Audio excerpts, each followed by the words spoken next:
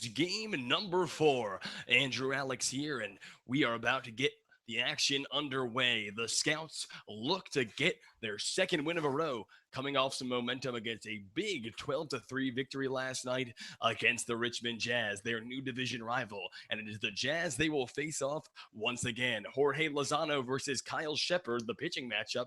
We'll be right back after the national anthem. Don't go anywhere. You are listening to the Xenia Scouts Radio Network.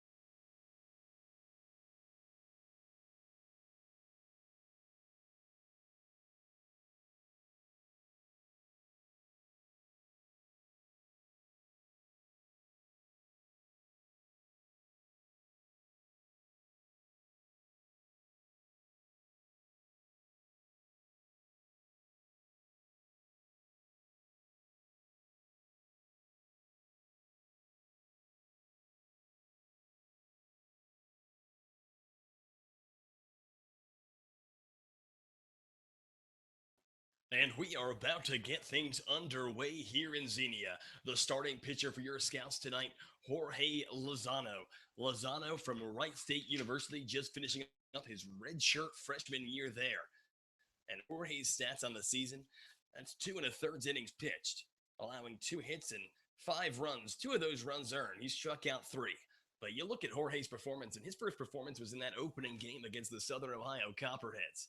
And Lozano, he really got through the first 10 batters extremely successfully, you might add, but just had a little bit of control problems in the second part of that, facing that lineup. And but Lozano, a young, fiery righty, and he's actually a native of the Dominican Republic. He moved here to the United States at age 16, and just a great guy to be around.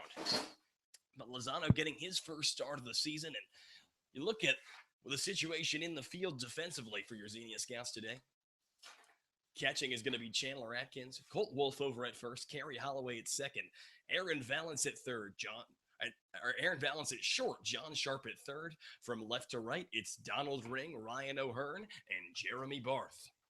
The batting order for the Richmond Jazz, batting first and playing center field, Dylan Muka. Slater Rush, batting second and playing third. In right field and batting third, Brennan Lyard. In the cleanup hole, batting fourth, Austin Schultz. Ryan Zabo playing second, batting fifth. Bobby Thompson, the designated hitter, will be batting sixth. Sam Troyer batting seventh, playing short. Jake Vernon batting eighth and catching. And Reed Pittard in the 9-hole for the Richmond Jazz. He will be playing left field. But it looks like we are about to get things underway here. The Xenia Scouts and the Richmond Jazz. The first pitch of the evening. Taken on the outside, ball one. The batter, Dylan Muka. Muka on the year for the Richmond Jazz, 2 for 10. And Muka takes up and away, ball two. So Lozano quickly falling behind in this count, 2-0. And he delivers 2-0 and missing outside again, 3-0. Dylan Muka from Southern Illinois Carbondale University. And here's the 3-0 to him, and that's taken low and away, ball four. So the first batter of the day for the Richmond Jazz is issued a walk, so he trots on over to first, and now Dylan Muka on and nobody out as Chandler Atkins goes out and has a quick word with this pitcher, probably trying to calm the nerves. But Slater Rush to the plate now with one on and nobody out. Rush from Wabash Valley College. On the year, he is 3 for 9 with a pair of doubles, and those doubles both coming against the Scouts here last night. First pitch to Rush in there for a called strike. A low and away fastball really caught the corner of that zone there.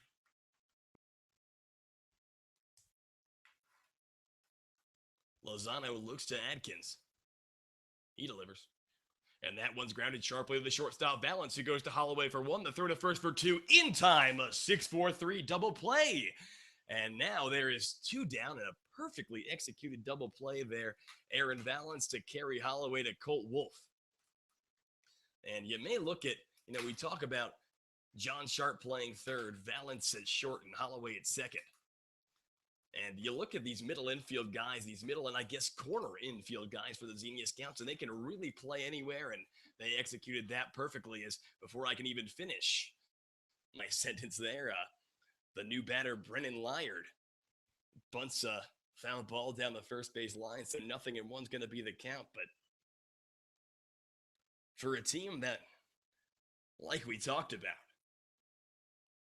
had a couple problems in the opening weekend with field, especially the infield, only having one error yesterday, and you look at that double play they just turned there, and that's a big time sign of potential.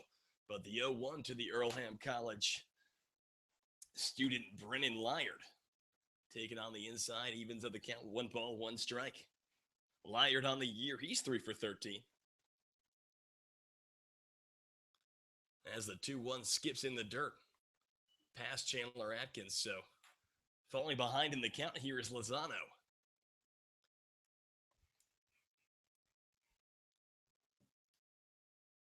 The 2-1 delivery. And that one is fouled down the third base line, out of play. And the kids here at Grady's Field get a free piece of candy. Free piece of candy for any kid who returns a foul ball to the Sack Shack.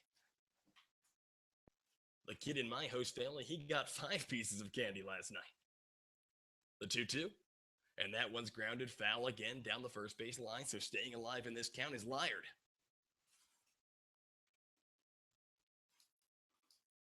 And after issuing a leadoff walk, Lozano looking to get out of this one unscathed this top of the first inning. Still scoreless here, but 2 balls, 2 strikes, and 2 outs. Jorge Lozano versus Brennan Lyard. He delivers, and that one's fouled yet again down the first base line.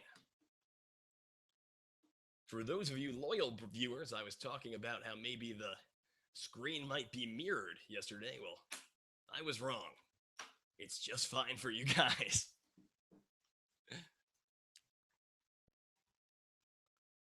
2-2. And yet another foul ball. And a great job by Lyard to stay alive in this count. Lyard yesterday with a pair of singles. Both of them coming off the lefty Noah Jones for the Scouts. 2-2 again. Swing and a miss, and he struck him out. So no runs on no hits and nobody left aboard. And in the middle of one, we are still scoreless between the Richmond Jazz and the Xenia Scouts. The Scouts will come up to the plate in just a minute. Don't go anywhere. We'll be right back. You are listening to the Xenia Scouts Radio Network.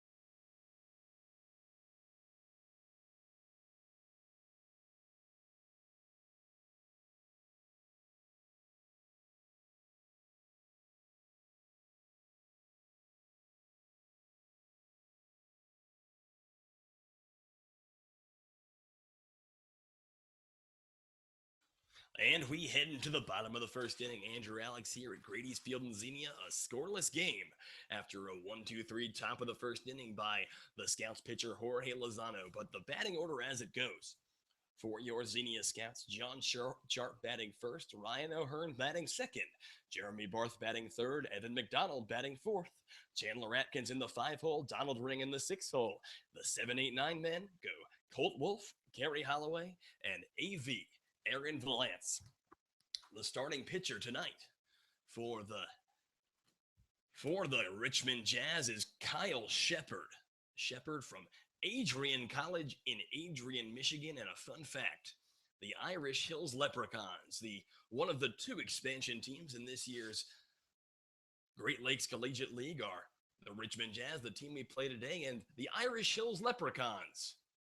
The Irish Hills Leprechauns play on the campus of Adrian College, and as far as I know,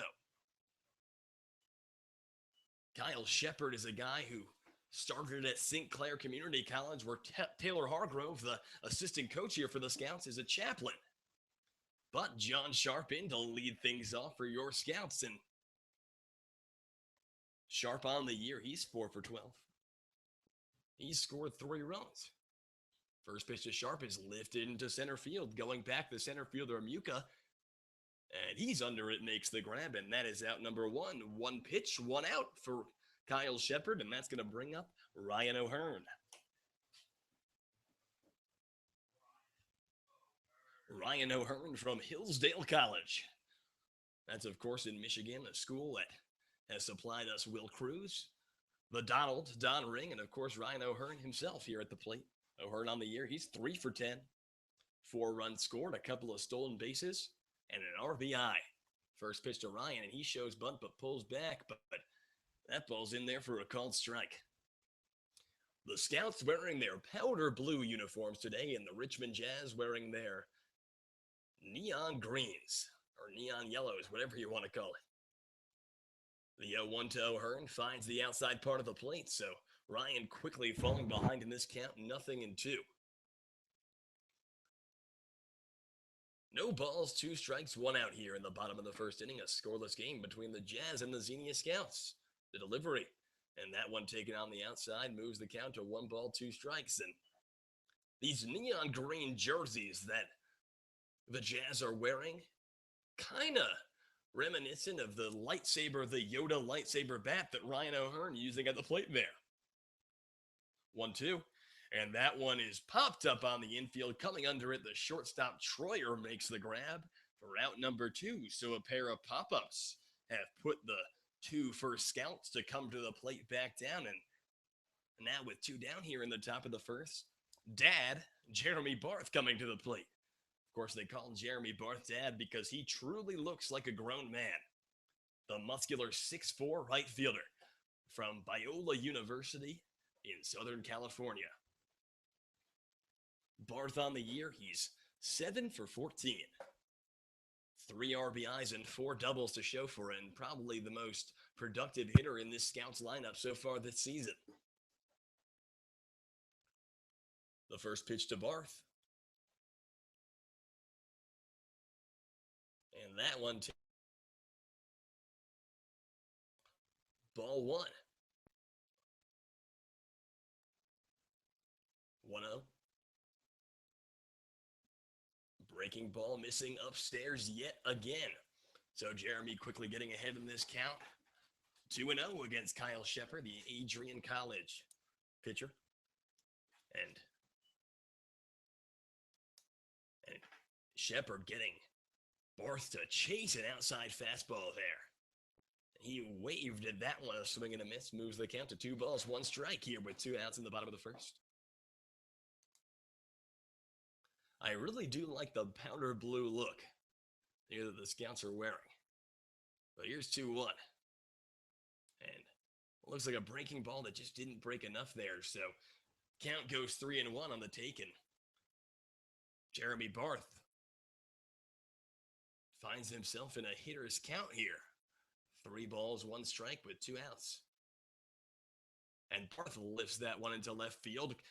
Taking a bad read on it was the left fielder Pittard, but he quickly readjusts, makes the grab, and that is out number 3. So no runs on no hits and nobody left aboard. And after the first inning of play, we are still scoreless between the Richmond Jazz and your Xenia Scouts. Don't go anywhere. We'll be right back. You are listening to the Xenia Scouts Radio Network.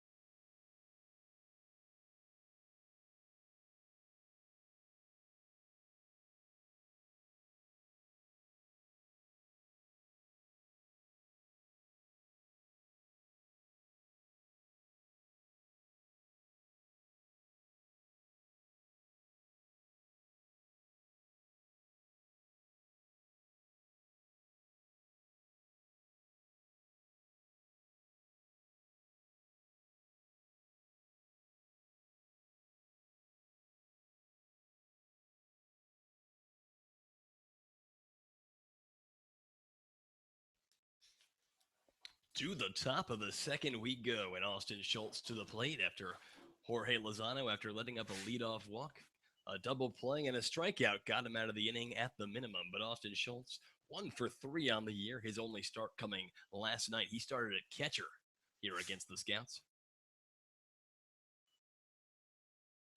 And that one finds the zone for a called strike.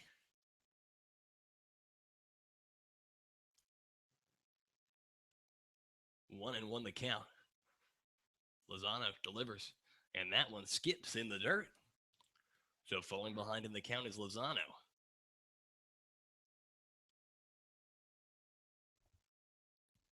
Austin Schultz from Lewis University.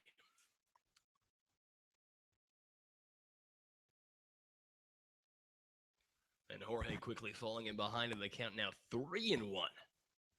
As he seemed to have just missed low and away there. But the get me a crosser on the 3-1 count, I guess it wasn't really a get me a crosser as much as it was a well-placed fastball, but that finds the zone, so the count goes full. And that one in there for a called strike 3. He goes down looking. So the second strikeout of the day for Jorge Lozano, and the first out here in the top of the second. We're still scoreless between the Jazz and the Xenia Scouts, but Ryan Sabo, the man at the plate. Sabo from Southern Illinois Carbondale, where he plays here in Richmond with his teammate Dylan Muka. First pitch to Sabo, and that one's fouled back into the screen. Sabo, the second baseman here tonight, and on the year, he's 3 for 12. And to show for it, he's got a double and a pair of RBIs.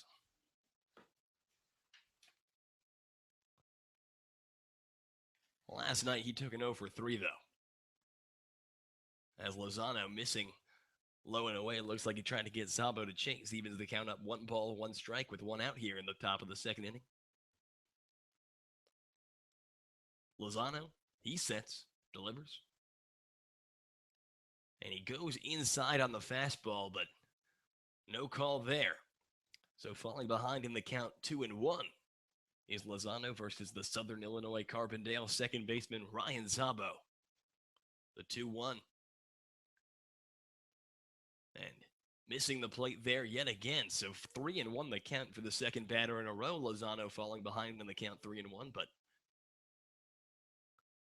the 3-1 delivery here, and that one is blooped over the head of the first baseman Wolf, but coming in, the right fielder Jeremy Barth makes the grab, so put it down as an F9 in your books, and that is out number 2. So 2 up, 2 down here in the top of the second inning.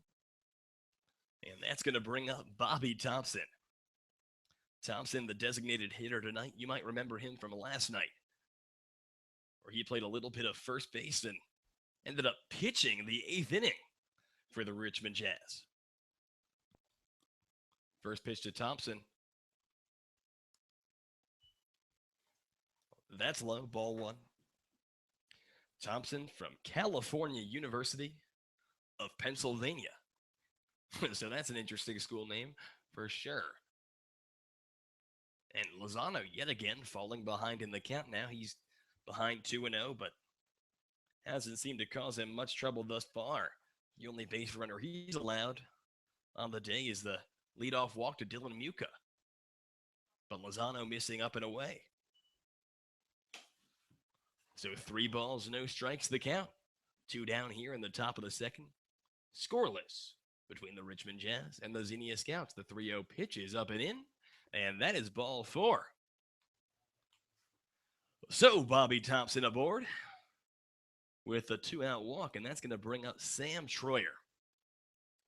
Troyer, your shortstop this evening from Rand Lake College. We did not see Troyer last night in the opening matchup between these two teams, but he's 3 for 7 on the year from the opening series against the Hamilton Joes. First pitch to Troyer, fastball finding the outside part of the plate, strike 1. Or maybe not strike 1. Looks like they're calling that a ball. Little miscommunication there. So 1-0 the count. Lozano, he delivers. And that one was low, says the umpire. So Lozano falling behind in yet another count here. Lozano just finished up his freshman year at Wright State University, a school that made it to the regionals of the NCAA tournament. They were their Horizon League champions. But as Lozano's 2-0 finds the zone there, the Wright State season was unfortunately cut short. And that was at the hands of the Louisville Cardinals. 2-1, the runner goes. Throw on over to second, and that throw will be not in time, says the second base umpire, and Chandler Atkins really had a good throw there, and I'll call that one too close to call for me to voice my opinion. But Atkins really with a close place there. But now a runner in scoring position and give a stolen base to Bobby Thompson. So runner on second, 3 balls, 1 strike the count. The pitch, And that one's lifted into center field. Ryan O'Hearn under it makes the grab, and that will be out number 3. So no runs on no hits, and one man left aboard. And in the middle of 2, we are still scoreless between the Richmond Jazz and the Xenia Scouts. The Scouts come up for the bottom half of the inning after the break. Don't go anywhere. We'll be right back. You are listening to the Xenia Scouts Radio Network.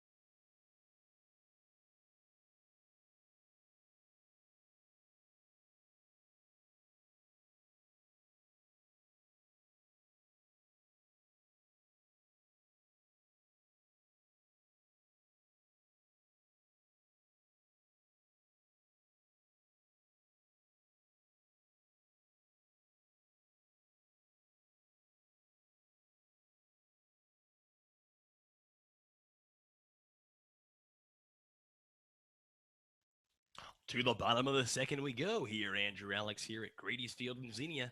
Still scoreless between the Richmond Jazz and your Xenia Scouts. The batter, Evan McDonald, who is your designated hitter tonight for the Scouts. And the first pitch to Evan. Swing and a miss. Got him on what looked to be an inside fastball. McDonald 2 for 12 on the year. Both those hits coming last night, and one of those hits earned him the Scouts' big ball for clutch play of the game with his ground rule double that broke the tie. And McDonald, he takes the ball and rockets it right back at the pitcher, bounced off the glove of Kyle Shepard. But unfortunately for Evan, it ricocheted off of the pitcher Shepard and right into the glove of the second baseman Saba, who tossed it on over to first for out number 1. So I guess I marked that as a 1-6-3 or 1-4-3, I should say. So one down here, and now the batter is going to be Chandler Atkins. First pitch to Chandler. Taken for a called strike. Atkins on the year, 3 for 10 with a home run and 5 RBIs. That's a Xenia Scouts leading 5 RBIs. Here's the 0-1. And that's taken on the outside, evens up the count. 1 ball, 1 strike here with 1 out in the bottom of the second inning. Still scoreless. The Scouts still looking to pick up their first. The 1-1 to Atkins. And that one taken on the inside for a called strike. So 1-2 the count. Atkins versus Kyle Shepard. Shepard, he sets, delivers, and that one's popped up into foul ground, but that's going to hook out of play. So staying alive in the count is Chandler Atkins. Atkins from Lipscomb University. That's in Nashville, and he's a native of Knoxville, Tennessee. And I and John Sharp had a nice conversation the other day about Tennessee volunteer football. But Chandler taking low and away there, evens at the count, 2-2. The pitch, and Atkins rips that one and right down the right field line, a base hit, rounding first and going to second is Chandler Atkins, and it's going to be a close one, sliding into second and safe is Chandler Atkins with a double, the first hit of the day for the Scouts. And now with 1 out, the Scouts have their first runner in scoring position of the evening, and Atkins really just got a hold of that 2-2 fastball and perfectly placed it down the right field line. So the fourth hit of the season for the Lipscomb University Bison, Chandler Atkins, and now Don Ring to the plate. First pitch to Don, and wait. So 1-0 the count. Donald Ring was your Xenia Scouts player of the game last night. That means he got the belt. Ring was 3 for 4 with a pair of doubles. And that puts Don to 3 for 7 on the season. And Ring puts that one into left field, but under it to make the grab is the left fielder Pittard. And that is out number 2.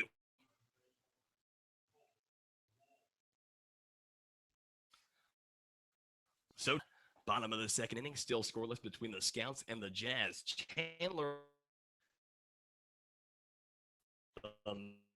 and Wolf, a man who can, look at his stature, get a hold of a baseball. Trying to give the Scouts the early lead here. Wolf batting from the right side. And first pitch to Wolf is grounded foul down the third base line, so make the count 0-1. Colton Wolf for the year, he's 1 for 7. That one being a ball that he really and truly got a hold of against the Southern Ohio Copperheads. Bounced off, if you can see the yellow lining of the wall. He about hit that, so about as close to a home run as one can be. And Chandler really having to dance there. And he looks like he slipped on the Grady's Field AstroTurf, but not enough of a slip to slow him down and get him back to second base safe. So the pick-off attempt from Shepard ends up being nothing, and the count's still 0-1 here on Colton Wolf, bottom of the second and 2 outs. Here's the 0-1. Breaking ball. Swing and a miss from Colt Wolf, so Wolf falling behind in the count, 0-2. Colt Wolf, the first baseman from Calvin College. And he set the Calvin College single season record for home runs during his 2016 campaign. That was his junior year. And Wolf takes the 0-2 slider on the outside, moves the count to 1-2.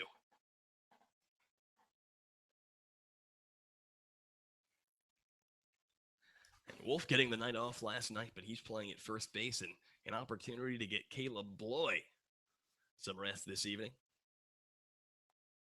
1-2, and that's grounded past the glove of the shortstop.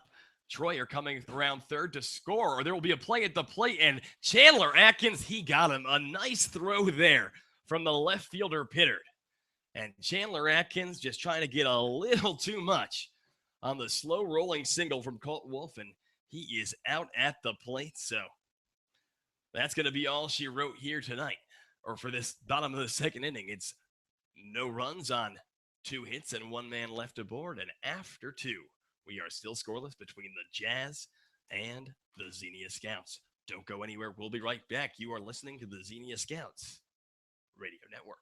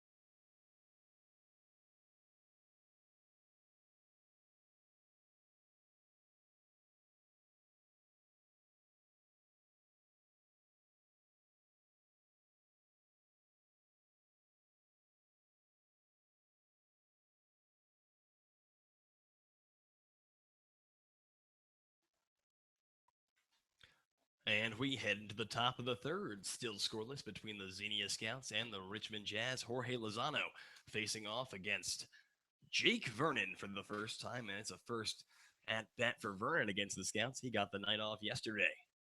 Vernon, the catcher tonight from Rand Lake College, 2 for 7 on the year.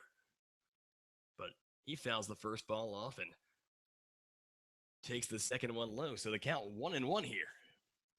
Jorge Lozano versus Jake Vernon. We're still scoreless, and Lozano still has faced almost the minimum. A walk and a stolen base from Bobby Thompson in the second inning. The difference in this game is Vernon fouls that one down the third base line out of play, so moves the count to 1-2. The 1-2 from Lozano. And that one missing just high. Evens the count up, 2 balls, 2 strikes. Here's 2-2. And that one high, breaking ball missing upstairs.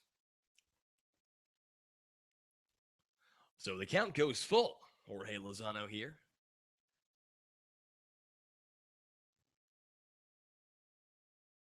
The delivery. And that one low in the dirt, ball 4. So Jake Vernon aboard, and with the leadoff man on, it's going to be the 9-hitter, Reed Pittard, to the plate.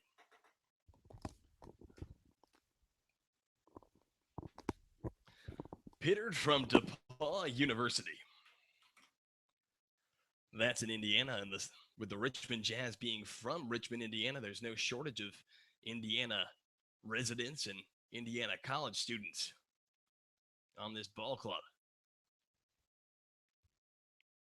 The DePaul left fielder Pittard, he's 2 for 12 on the season.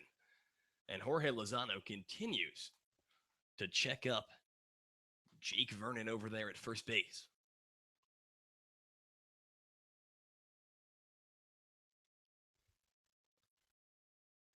The first pitch to Pittard.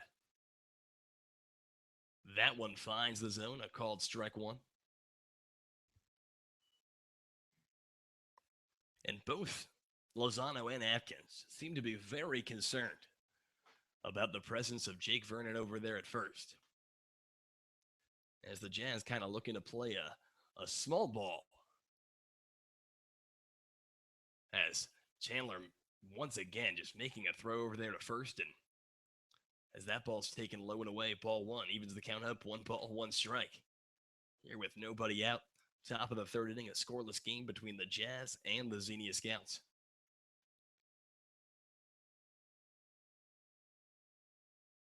The 1-1. And a bunt right back to the pitcher, Lozano, who goes to second.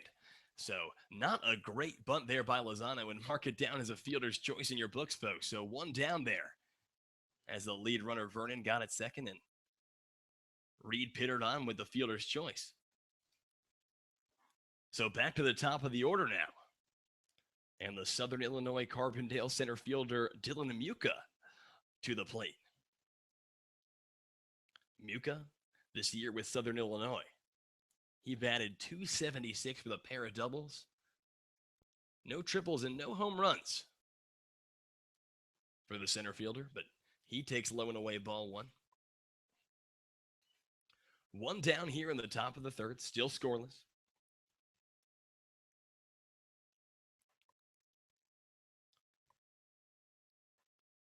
As Lozano continues to check up the runner at first, and he will not be bothered by this small ball that the Richmond Jazz are playing.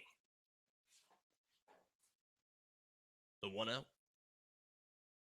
And that one skips in the dirt, and advancing over to second is Reed Pittard.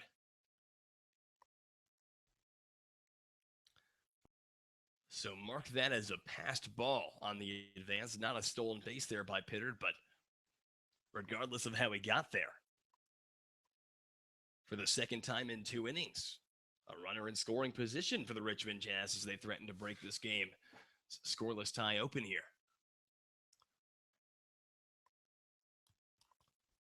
And looks like Chandler's going to go out and have a quick word with his pitcher, Lozano, just to calm him down.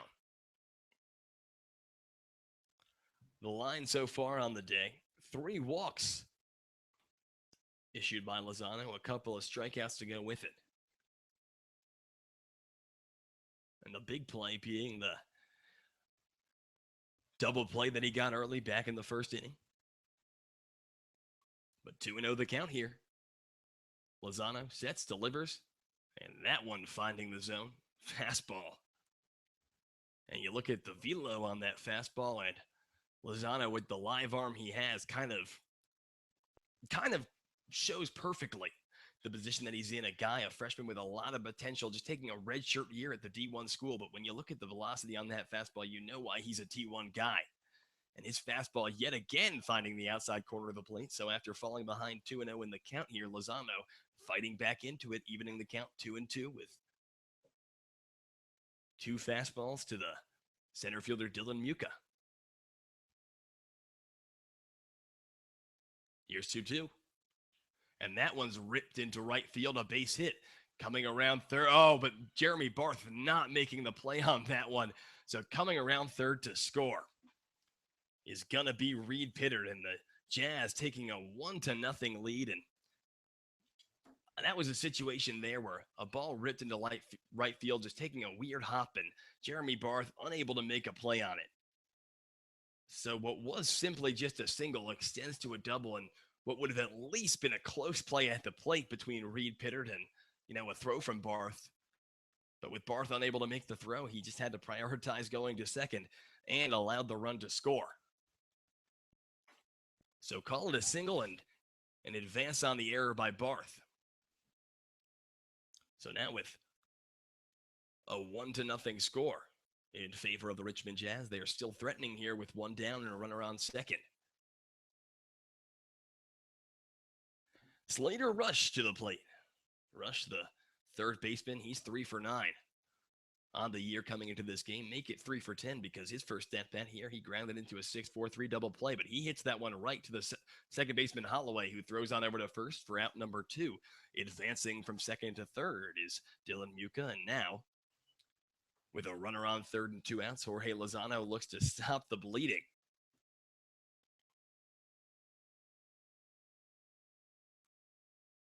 So Brennan Lyard to the plate.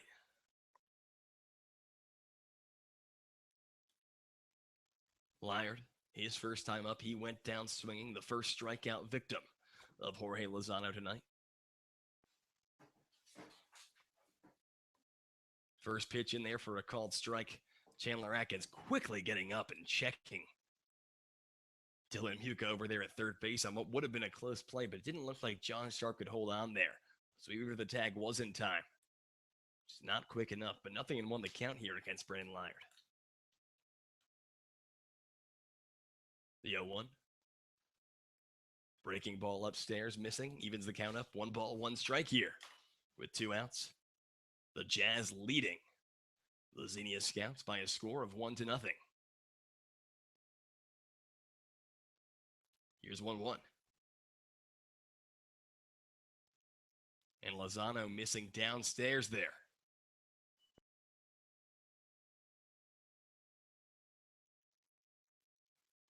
So the count goes 2-1. Lozano, he delivers. And that one downstairs again. So now a hitter's count for Brennan Lyard. The right fielder from Earlham College this year at Earlham.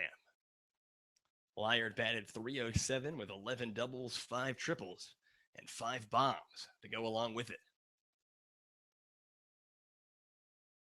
And Lyard calling time there,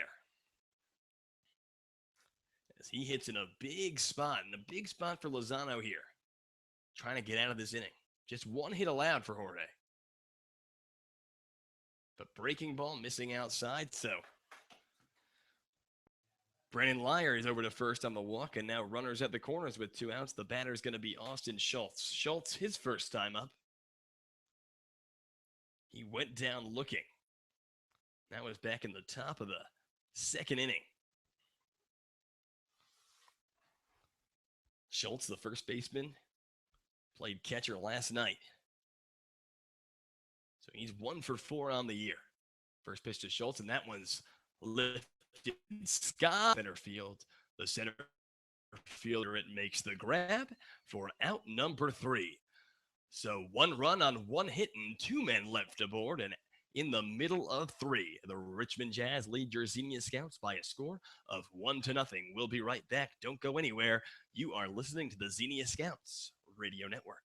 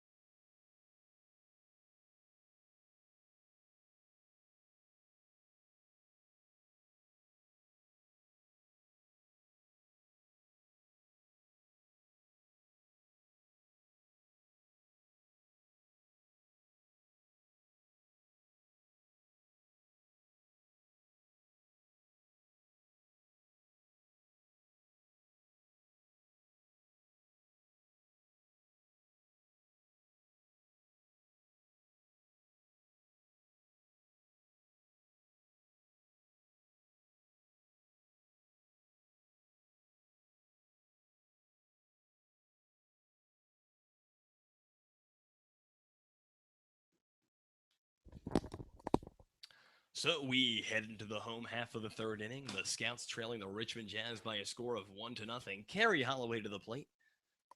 Holloway, the second baseman from Andrew College in Georgia. First pitch to Carey, taken on the inside part of the plate for a called strike.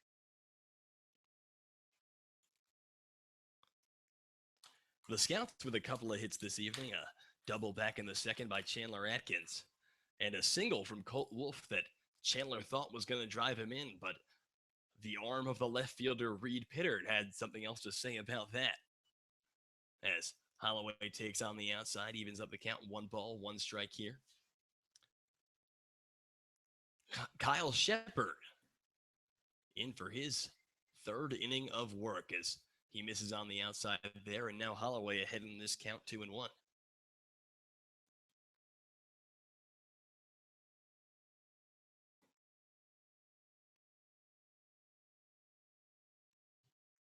Here's 2-1. And Holloway fouls that one back over the dugout on the first base line, out of play, and that's going to even up the count 2-2.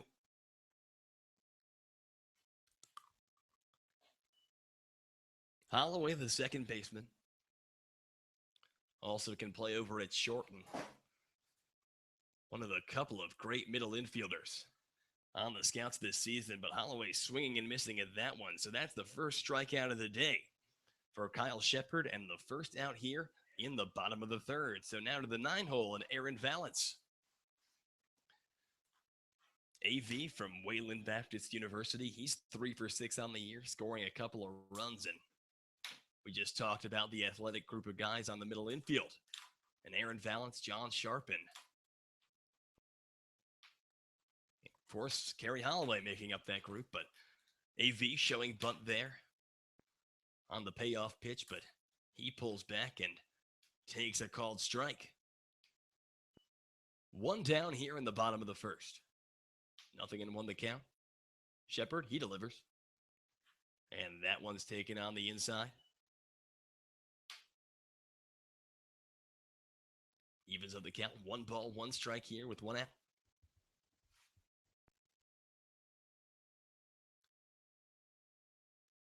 Here's 1-1. And Valance taking upstairs, and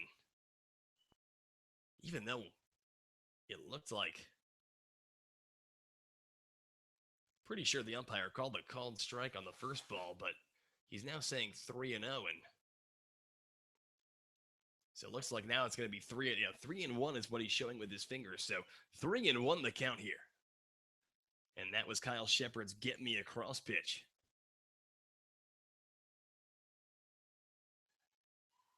And that one, Aaron Valens thought was ball four as he started to trot on over to first, but the umpire had something else to say about that as he calls that one a strike. So after falling behind 3-0 in the count, Kyle Shepard battling back here against AV moves the count full, 3 balls, 2 strikes with 1 out. The pitch, and that one's fouled hard down the third base line, going to loop out of play into the rolling hills of Xenia here. A beautiful dawn, or I guess it would be dusk. A beautiful dusk here in Xenia, about 70 some odd degrees. As Aaron Valens takes a called strike 3 there. So it took him a couple innings to get a strikeout. But Kyle Shepard, the pitcher here for the Jazz, issuing back-to-back strikeouts. And now with 2 down, it's back to the top of the order for the Xenia Scouts and John Sharp. John Sharp, his first time up, he flew out to center field, only saw 1 pitch in that at-bat.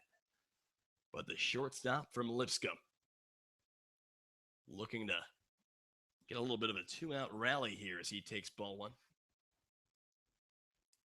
Sharp playing third base this evening. He played second base the other night, being last night, or 2 nights ago, I should say, and he designated hit last night as that ball fouled down the third base line. Bounces just in front of the bag and goes out of the field of play. So the count even 1-1 here. John Sharp, another guy from Knoxville and another guy from Lipscomb. Him and Atkins, both freshmen, are finishing up their freshman year. Playing behind an infield at Lipscomb full of former AIA superstars in Lee Solomon and Hunter Hanks. But breaking ball on 1-1 from Shepard, finding the strike zone. And now Kyle Shepard ahead in this count. 1 ball, 2 strikes, but 2 outs here in the bottom of the third, and the Jazz leading 1-0. But that one is lined right past the glove of the third baseman. Rush into left field for a base hit. So John Sharp with his first hit of the day and his 5th hit of the season.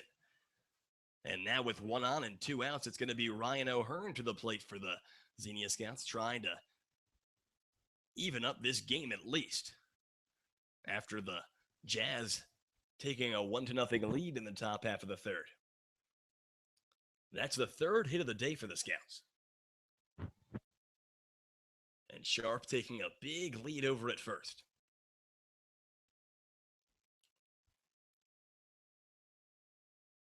O'Hearn bats from the left side. A lefty-righty matchup, and that ball bounces in the dirt. And taking quick advantage of that is John Sharp, the throw from the catcher, Vernon.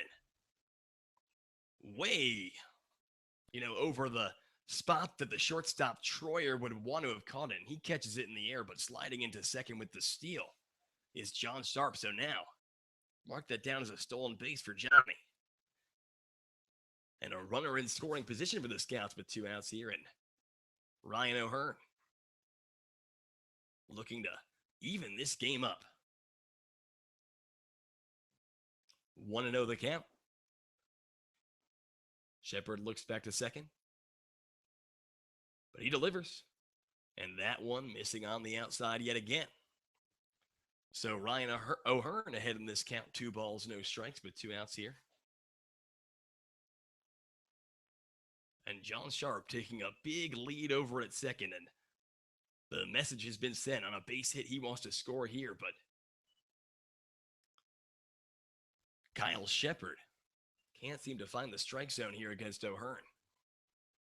As O'Hearn taking another ball there, and now he's ahead in this count. 3 balls, no strikes. The man on deck, Jeremy Barth.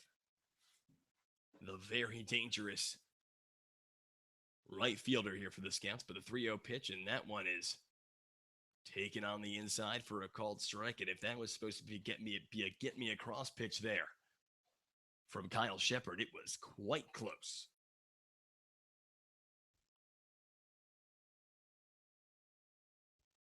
Shepard looks back to second.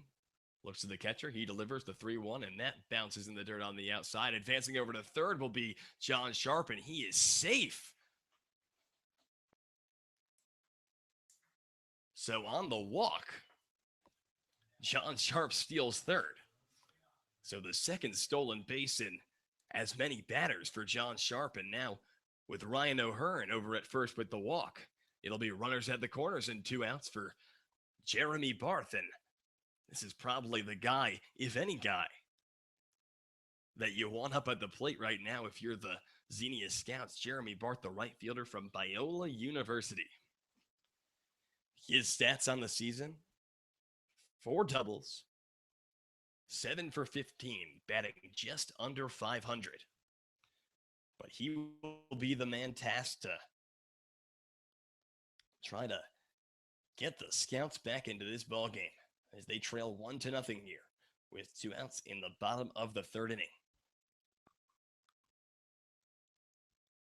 And the Jazz manager had this pitcher, Kyle Shepard. But the ball stays in the hand of Shepard, and that's not much of a surprise. No one going in the Jazz bullpen, and very early in this game, as Shepard is obviously pitching a pretty productive game thus far, but Jeremy Barth trying to take that 0 off the scoreboard. First pitch to Barth. Breaking ball taken, finds the strike zone. A called strike 1, so 0-1 the count. John Sharp at third, Ryan O'Hearn at first. 2 down here in the bottom of the third inning, 0-1 the count. To Jeremy Barth, the pitcher Shepard. He sets, delivers, the runner goes, and that one's fouled down the third base line and kind of just bouncing at the plate. But Barth falling behind 0-2 in the count here, and he'll have to battle his way back into this one. Because you gotta doubt that Kyle Shepard's gonna give him anything to hit here. And note that on that foul ball, Ryan O'Hearn trying to swipe it back. Here's 0-2. And Barth grounds that one slowly to the second baseman, Saba, who tosses on over to first for out number 3. So no runs on 1 hit and 1 man left aboard, or 2 man left aboard, and after 3 innings of play, the Jazz lead your Xenia Scouts by a score of 1-0. Don't go anywhere. We'll be right back. You are listening to the Xenia Scouts Radio Network.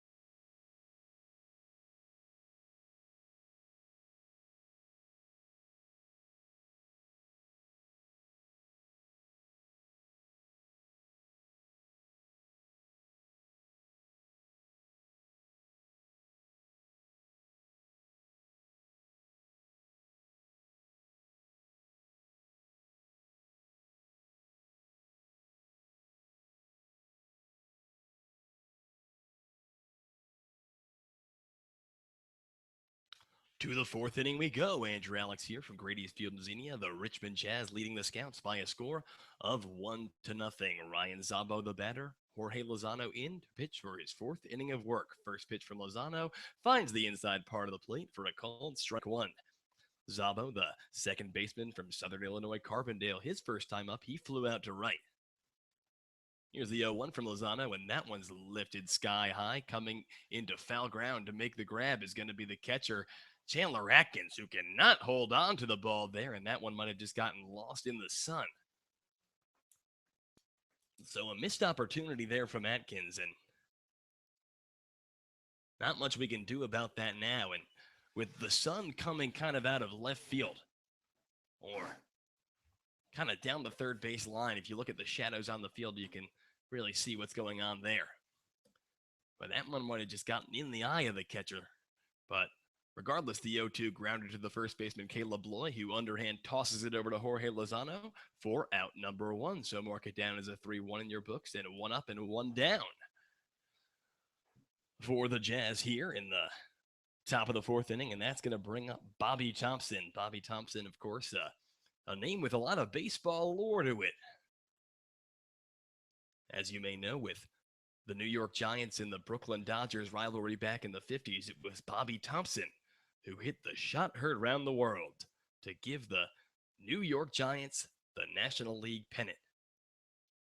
But the Richmond Jazz's Bobby Thompson takes the payoff pitch from Lozano on the outside for ball 1. So 1-0 the count, and Lozano goes from outside to inside, finding the strike zone neither time, so he falls behind in this count 2-0 against the left-handed hitting Thompson, and Thompson lifts that one into left field. Coming under it is going to be the shortstop Aaron Valance, who makes the grab in what really could have been considered Don Ring's left field territory, but that's going to be out number 2. Mark it as an F6 in your books, but that was truly a play that was made by the shortstop in left field, and of course, triangularly coming in on it, the shortstop, third baseman, and left fielder. But now up to bat is going to be Sam Troyer, the shortstop. Troyer, he flew out to center his first time up, and Lozano going slider on the payoff pitch, finding the strike zone for a called strike 1 there. So here's the 0-1 delivery from Jorge, and he gets Sam Troyer to swing and miss at that one. So ahead in the count now, Jorge Lozano against the Rend Lake College shortstop Sam Troyer. The 0-2 delivery from Lozano, taken on the outside, moves the count 1 ball, 2 strikes here. With 2 down and in the top of the 4th, the Richmond Jazz leading your Xenia Scouts by a score of 1-0. The 1-2, and that one's grounded up the middle. Kerry Holloway coming up from second, making it a throw up, kind of picking it up, jumping and throwing, but that one's in the dirt, and Sam Troyer beating that out. So an infield single for Sam Troyer, just the second hit of the day for the Richmond Jazz, and now with 2 down. And the 8-hitter, Jake Vernon, to the plate. The Richmond Jazz have a man on first. In a seemingly sort of unfortunate situation for Lozano, as he got way ahead in the count there, but just the way that the Scouts were lined up defensively, that ball hit up the middle was going to be a tough play for Kerry Holloway either way. So 1 on, 2 outs. The first pitch is grounded foul down the third base line, so make the count 0-1 here. Jake Vernon, his first time up, he walked. And that was to lead off the 3rd inning. He ended up getting called out at second on a fielder's choice on that bunt from Reed Pittard. That was hit right back to Lozano, and Lozano getting Vernon, who at that point was the lead runner.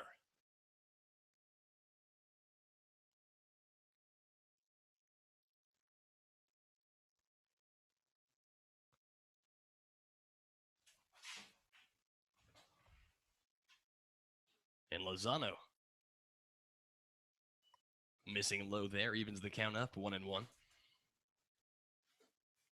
Apologies for the kind of not human traffic, that's not the word, but people coming in and out of the seats, which of course is kind of ruin the camera angle every once in a while, but we're trying as hard as we can to kind of emphasize people not crossing the path of the one camera that we have set up here at Grady's Field. 1-1 the count now, Lozano. And that one low in the dirt gets past Chandler Atkins. So the runner advancing to second. It looks like he's going to go to third. Atkins, the throw over to third is going to really deter Sam Troyer, who was rounding second on that pass ball, as Atkins kind of slow to get back there. And that ball that went back to the backstop. But despite the seeming lackadaisical effort. The moment he picked up that ball, he fired a rocket to his Lipscomb teammate John Sharp. And at that point, Sam Troyer knew he had no business trying to advance another base. So now 2-1 the count. A runner at second with two down here, top of the fourth. Lozano looks back to second. He delivers. And that one's grounded up the middle. Kerry Holloway coming in on it. The throw over to first will be in time for out number 3. So no runs on one hit and one man left aboard. And after 4 innings of play, the Xenia Scouts trailed the Richmond Jazz by a score of 1-0. Don't go anywhere. We'll be right back. You are listening to the Xenia Scouts Radio Network.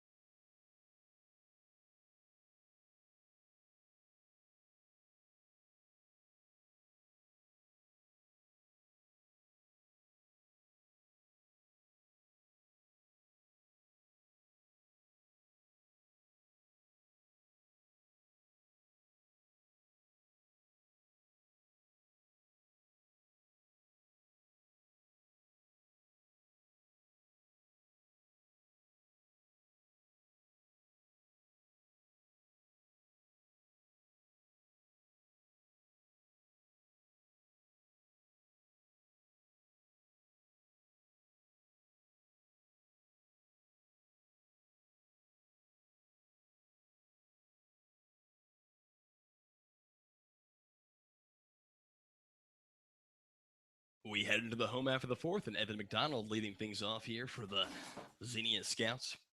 And Kyle Shepard in for his 4th inning of work here for the Richmond Jazz. The Scouts trail the Jazz by a score of 1-0, and McDonald swinging and missing at the first pitch there from Kyle Shepard. So 0-1 the count. The 0-1 taken way outside by McDonald, and McDonald, his first time up, a ground out. That took an unlucky bounce off the glove of Kyle Shepard, basically ricocheting right over to the second baseman. But McDonald swings and misses again. Moves the count to 1-2. McDonald, the catcher, by trade, who is designated hitting tonight. The 1-2. Taken upstairs. Evens the count up. 2 balls, 2 strikes. With nobody out here in the bottom of the 4th inning. Shepard, he sets, delivers, and McDonald swinging and missing at a fastball. A drop third strike there, and the throw over to the drop on the drop third strike actually dropped by the first baseman, who has enough time to pick it up and step on the bag. And that's going to be out number 1. So Evan McDonald goes down swinging, and that's going to bring up Chandler Atkins. Atkins, the catcher this evening from Knoxville, Tennessee, the Lipscomb University student, his first time up, grabbed the first hit of the day for the Xenia Scouts. That was a double down the right field line, just a ball that he really got a hold of. But first pitch from Kyle Shepard to Chandler Atkins, taken in there for a called strike.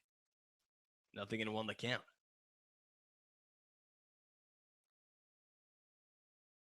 The 0-1 delivery.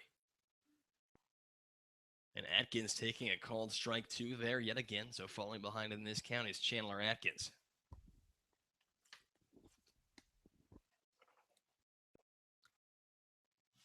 The 0-2 delivery from Kyle Shepard is going to be way outside, a breaking ball of looked to be a slider.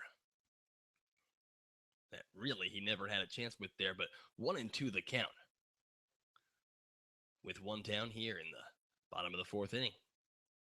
The pitch.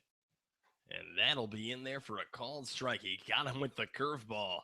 And Chandler Atkins goes down looking. That's the fourth strikeout issued of the night by Kyle Shepard, the senior from Adrian College in Michigan. So 2 strikeouts swinging and 2 strikeouts looking for Kyle Shepard. And now with 2 down here in the bottom of the fourth, it's going to be Don Ring to the plate. Ring, his first time up, he flew out to left field. And the Don taking a called strike one. And wow, looks like Shepard really finding the strike zone here tonight. The 0-1. Taken on the outside, evens the count up. 1-1 here.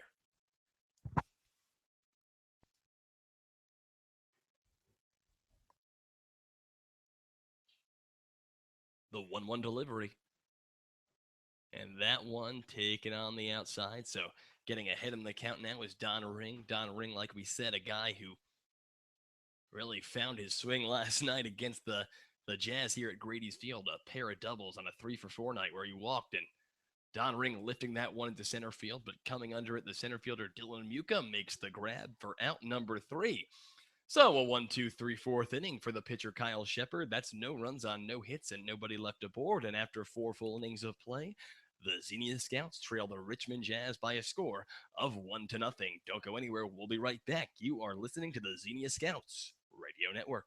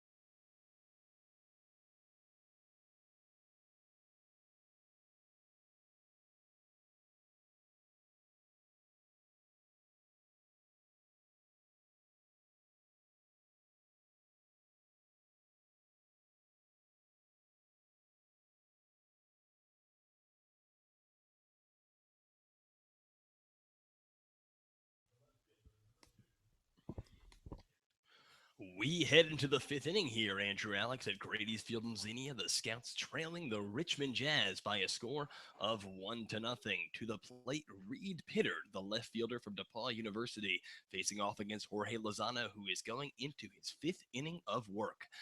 The Jazz with 1 run on 2 hits. The Scouts with no runs on 3 hits in what is a pitcher's duel so far today. But after taking the first ball low and away, Reed Pittard fouling that ball down the left field line out of play, evens the count up. 1 ball, 1 strike. Lozano, the 1-1. And that one's fouled right back into the screen. So Jorge getting ahead in the count. 1-2 here against Reed Pittard. Reed Pittard, his first time up, grounded into that fielder's choice. Right back to Lozano on the bunt, but he came around to score the only run of the game. And Pittard hitting that one right back up the middle again. Aaron Valance tries to make the play from short, but the speedy Reed Pittard gets to first quickly enough to get himself an infield single. So the leadoff man is on here for the Richmond Jazz, and back to the top of the order here in the 5th inning, and it's going to be Dylan Muka to the plate. Dylan Muka, he's 1 for 1 today. He walked his first time up in the 1st inning and an RBI single. That is the difference in this game. The other time he came up, that was back in the third. Lozano checks up Reed Pittard over at first, and this is really turning out to be a pitcher's duel. Here on a beautiful night in Xenia. The payoff from Lozano missing up and away. So 1-0 the count on Dylan Muka. Muka 3 for 11 on the year with the Richmond Jazz, following a year with Southern Illinois Carbondale where he batted .276.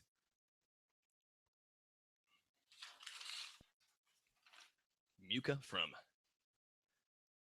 Wichita, Kansas, making the long trip, but he grounds that one right up the middle. John Valance coming in on it to throws on over to first for one, but that ball just took such a high hop that kind of took away the double play there. So Reed Pittard advancing to second there. And Dylan Muka out at first for out number one. Mark it down as a 6-3 in your books. And with one down and a man in scoring position, Slater Rush to the plate. Rush, his first time up, grounded into a 6-4-3 double play. And his second time up, grounding into a 4-3 ground out. So that puts him at 3 for 11 on the year. But with a pair of doubles last night against the Scouts, they know the kind of potential that he has at the plate.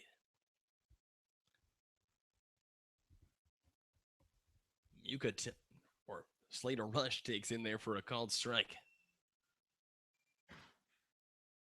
Lozano trying to keep his team in this game with his arm alone, and that one's grounded right back at him. He goes to second, and it looks like they have him in a pickle over at second base. So Dylan Muka tagged, or not Dylan Muka, Reed Pittard tagged up in a pickle between second and third for out number two, and I guess called had a fielder's choice for Slater Rush, but he's over at first with two down, and now Brennan Lyard to the plate. Lyard, the right fielder. 0 for 1 on the day. He struck out swinging his first time up. Walked back in the third.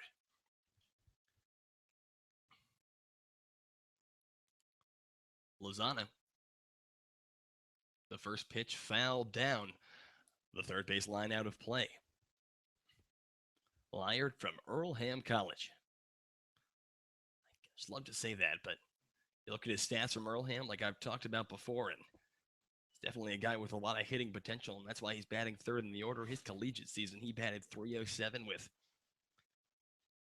11 doubles, 5 triples, and 5 home runs, but the 0-1 to the Earlham College right fielder taken low and in. Evens up the count, 1 ball, 1 strike with 2 outs here and a runner at first. Here in the top of the 5th inning, 1-0, Richmond Jazz, your score. The 1-1 from Lozano. And that one taken outside, but a great throw from home plate from Chandler Atkins trying to get Slater Rush over there at first base.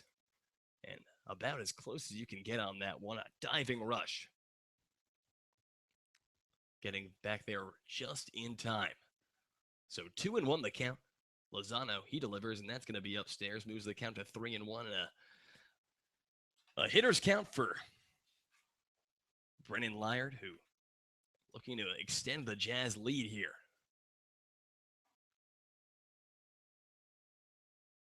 The 3-1 delivery. And that one bounces in the dirt, ball 4, and Chandler Atkins running over to get it, but walking on over to first base is Brennan Lyard, and now it's runners at first and second.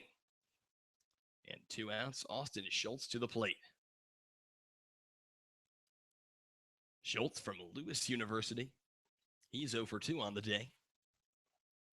He struck out looking back in the second and flew out to center field back in the third as he looks to capitalize on a situation here. But it looks like Bubba Cates coming out to the mound to have a word with his pitcher, Lozano. And you see an arm going in the bullpen. That looks like, from the angle, I have a tough angle here from the press box, but that looks to be Walter Rook. And we'll see if Bubba will let Jorge Lozano try to get himself out of this inning, which he very well can. And of course, a successful outing for Lozano, even if both these runs were to come around to score, per se. Allowing just 2 hits. So far, 1 run, and that would be by far probably the best starting pitching performance by any Xenia scout all season. But as the umpire comes to the conference at the mound, it looks like it's going to be broken up, and will the ball stay in the hand of Lozano? And that it will. So Kerry Holloway giving him some words of encouragement before he walks back to second base. Bubba Cates going to go back into the dugout, and it looks like we're going to give Jorge the opportunity to get himself out of this one. But like we said, the first baseman, Austin Schultz, at the plate. 2 outs, runners at first and second. As the Xenia Scouts and their starting pitcher, Jorge Lozano, trying to keep the damage at just 1-0 here.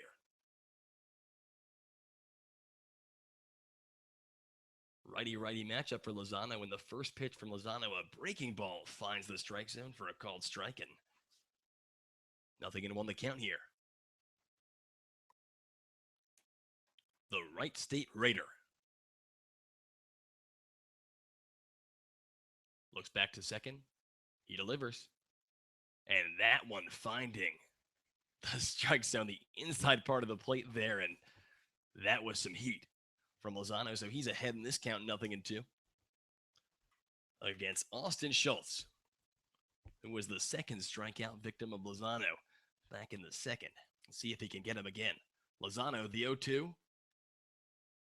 Just misses on the slider. So the count goes 1 ball, 2 strikes. Runners at first and second with 2 outs here in the top of the 5th. A 1-0 lead for the Richmond Jazz. Lozano, the 1-2 pitch. And tried to hit that spot where he got the called strike too, but not getting it just there. So the count evens up 2 balls, 2 strikes as Austin Schultz fighting his way back into this count. A very disciplined at bat for the first baseman from Earlham. 2-2. Breaking ball in there for a called strike 3. So no runs on no hits or no runs on 1 hit and 2 men left aboard. And after 5, or in the middle of the 5th inning, the Jazz lead the Scouts by a score of 1-0. Don't go anywhere. We'll be right back. You are listening to the Xenia Scouts Radio Network.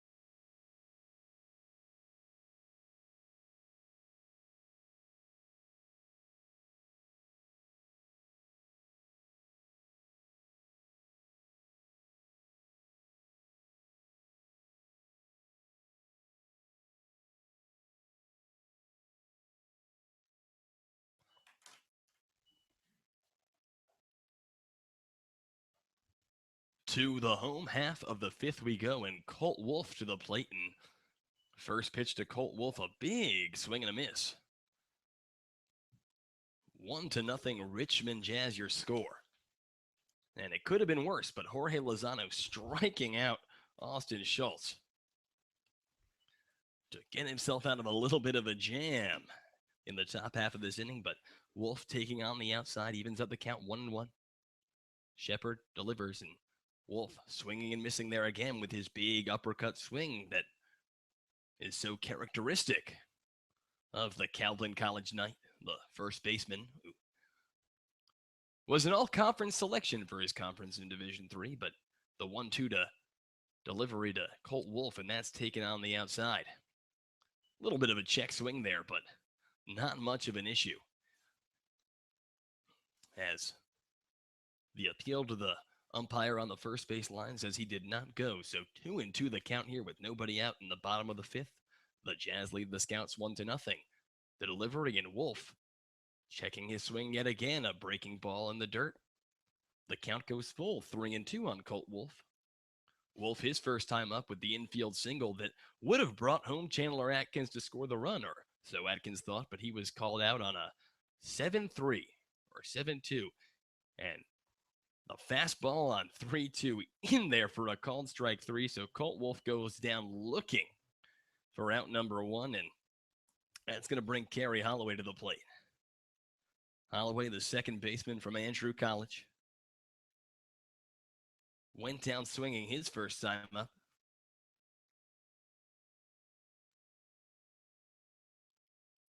The payoff pitch from Shepard. Swing and a miss. 0-1 the count. And you got to wonder for the Scouts, is this going to be it for Jorge Lozano? By the looks of Walter Rook in the bullpen, yes, it will be. The 0-1. And that one taken on the outside part of the plate. So falling behind in this count, 0-2. Is Kerry Holloway.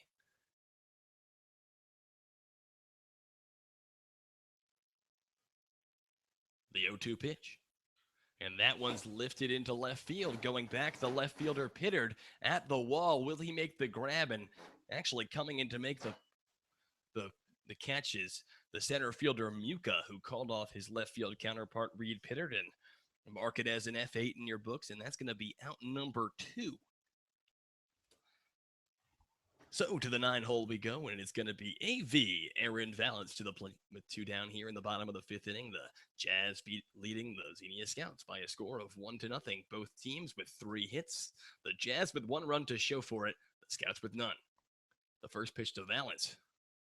Way inside, and he had to move his knees out of the way for that one. That one could have really clipped him. But Aaron Valance just finishing up an incredibly successful year as part of a AIA middle infield tandem of himself and Will Bass at Wayland Baptist University. Aaron hitting .370 on the year for his Wayland Baptist Pioneers, who've had their most successful season in program history, finishing 22nd in the country. The 2-0 pitch to Valance, and that's taken on the inside, and 2-0 becomes 3-0. As Kyle Shepard just couldn't seem to find the plate there.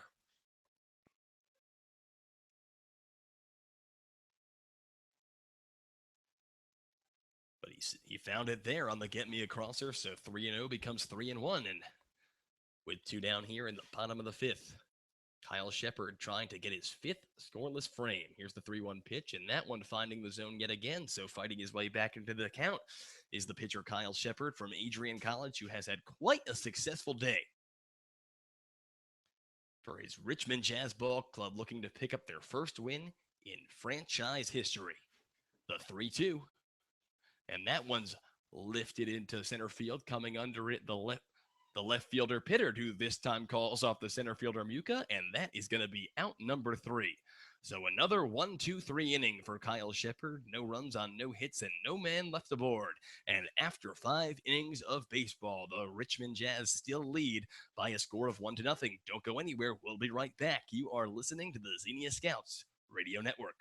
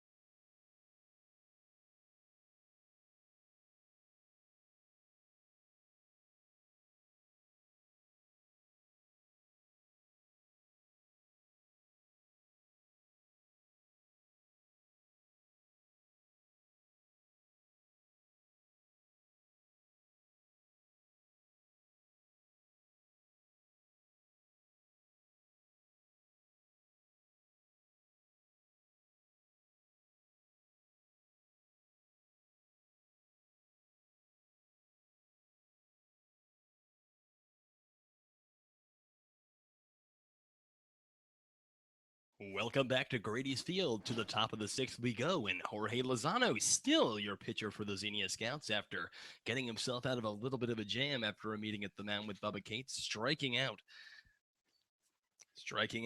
Austin Schultz looking, but now he's going to face off against Ryan Zabo, the second baseman from Southern Illinois Carbondale. Zabo on the day, 0 for 2. That's a fly out and a ground out to show for it. And up and away, and now falling behind or evening up this count 1-1 is Lozano. Lozano from Wright State University. The 1-1 pitch and swinging and missing at an inside fastball is Ryan Zalbo. So Jorge getting 1-2. Just 3 hits allowed on the day for Jorge Lozano through 5 innings of work. The most impressive outing we've seen by a starting pitcher for the Scouts thus far, and he gets Ryan Zabo to swing and miss at that one. The 4th strikeout of the day issued by Jorge Lozano, and that is out number 1, and he looks as good here to start off inning number 6 as he looked in inning number 1, and that's a good sign of things to come for the young freshman from the Dominican Republic. So Bobby Thompson to the plate. Thompson on the day. He's 0 for 1. And he rips that one up the middle for a base hit. So the 4th hit allowed there by Jorge Lozano, and now a man on with 1 out. And that's going to bring up Sam Troyer. Walter Rook still working in the bullpen for the Scouts. And well, it'll be interesting to see how long they will let Jorge Lozano go here. The shortstop Troyer to the plate. He's 1 for 2. He singled back in the 4th. Flew out to center first time up back in the 2nd. First pitch to Troyer in there for a called strike. Inside part of the plate fastball.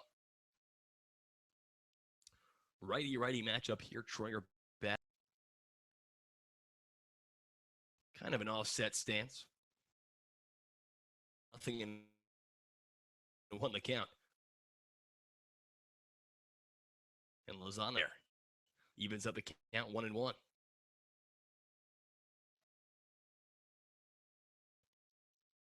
1 ball, 1 strike, 1 out. Off attempt from Lozano. Gets away from him in front of him is Bobby Thompson from Cal University, PA.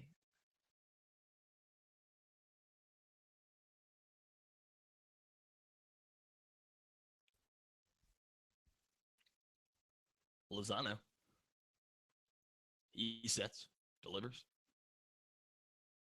And once again, Jorge has been working the inside fastball.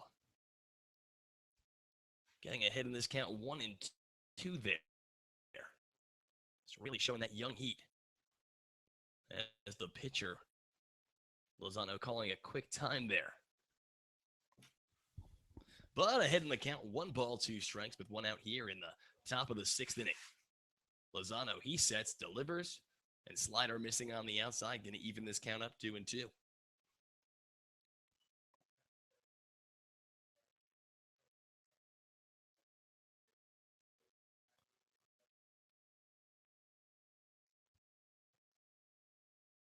Here comes 2-2.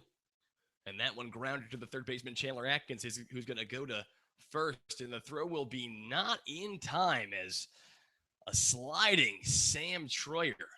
When I say Chandler Atkins at third base, that was a mistake, actually. It was his Lipscomb University counterpart, John Sharp, playing over there at first today, or at third today. But mark that as a infield single, I suppose. And now it's runners at first and second with 1 out. And the Jazz threatening to extend their lead as the 8-hitter Jake Vernon comes to the plate, the catcher from Rand Lake College. Vernon 0 for 1 on the day. He walked back in the 3rd and grounded out to end the 4th inning. But it looks like Bubba Cates is going to come out to the mound and take the ball. That's going to be all for Jorge Lozano this afternoon. So it looks like Walter Rook's going to come in to try to finish out this 6th inning, and we're going to give him some time to warm up. Don't go anywhere. We'll be right back. You are listening to the Xenia Scouts Radio Network.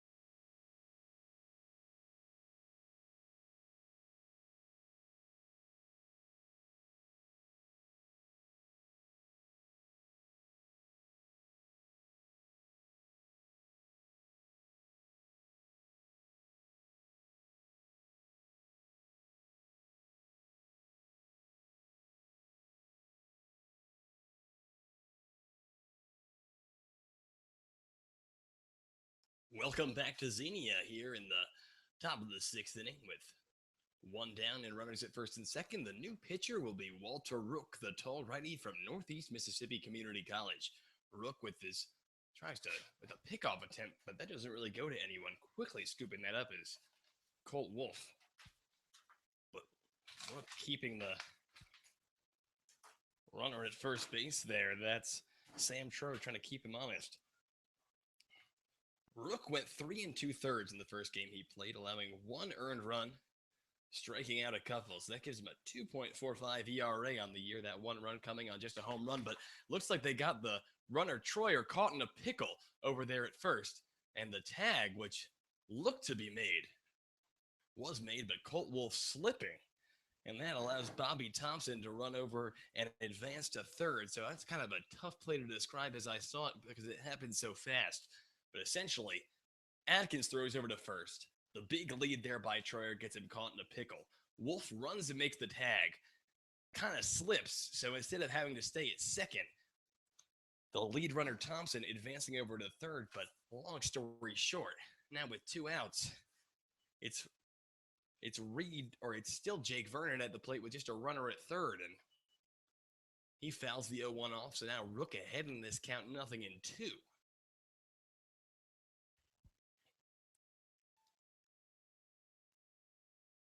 So no balls, 2 strikes the count. Bobby Thompson at third. Rook sets, delivers, and that one just a bit high. Moves us to 1-2.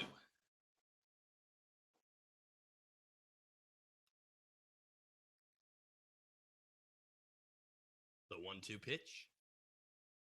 And that one hit sharply to the shortstop, Valance, who throws on over to first in time for out number 3. So no runs on 2 hits and one man left aboard. And after 6 times the Jazz have batted, the score still 1-0 in favor of the Richmond Jazz. Don't go anywhere. We'll be right back. You are listening to the Xenia Scouts Radio Network.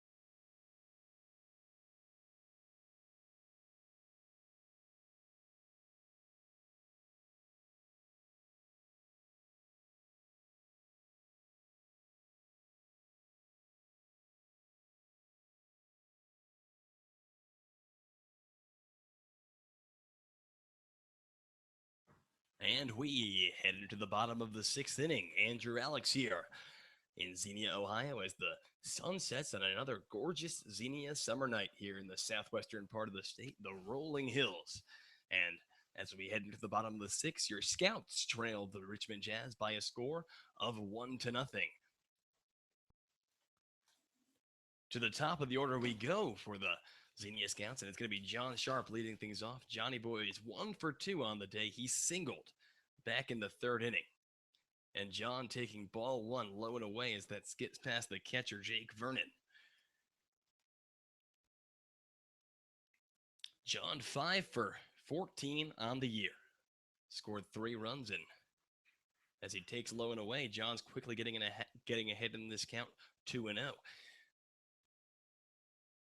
Kyle Shepard, the senior righty from Adrian College, pitching his 6th inning of work here for the Richmond Jazz, and he misses on the inside. So Shepard behind in this count, 3-0.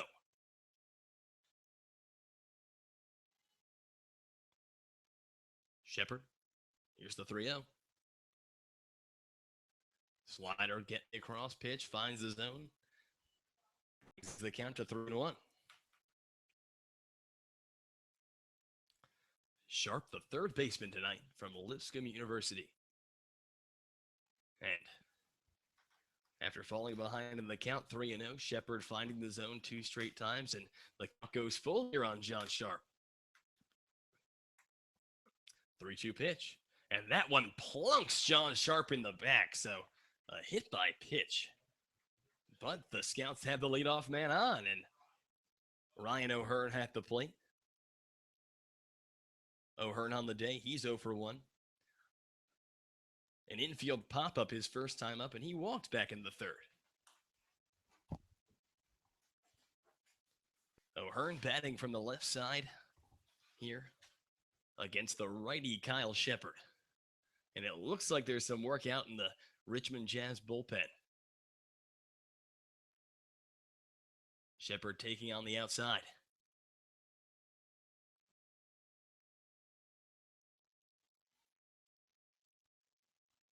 1-0 the count.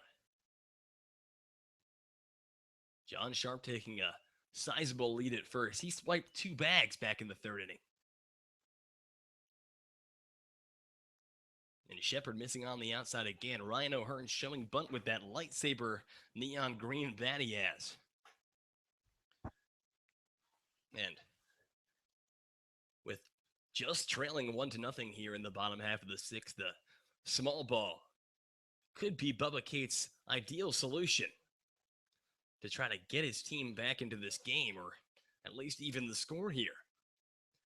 But talk about an impressive outing.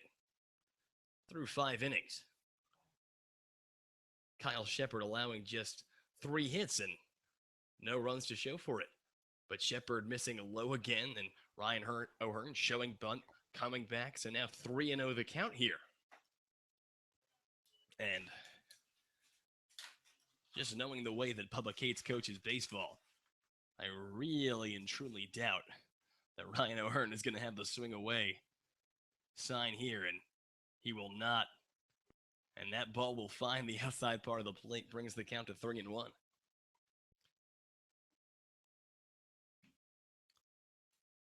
It's O'Hearn now and Jeremy Barth on deck, and then if we get to it, Evan McDonald. As Shepard continues to check up John Sharp over at first base, who's been taking a sizable lead. Yep, and there it is again with the pickoff attempt. You know, Sharp is coming off about 3 or 4 feet. And he's looking to be that tying run in this game. Here's 3-1, and Sharp goes. The throw to second will be not in time. John Sharp with his 3rd stolen base of the game. And that was actually ball 4. Wasn't even focused on what Ryan O'Hearn was doing. So it's runners on first and second and nobody out here. And it looks like a meeting at the mound for the Richmond Jazz. And that's going to be it for the starting pitcher, Kyle Shepard. A new pitcher in, and we're going to take a break to give him the opportunity to warm up. Don't go anywhere. We'll be right back here in the bottom of the 6th inning. The Scouts threatening, trailing 1-0 here with runners on first and second. We'll be right back. You are listening to the Xenia Scouts Radio Network.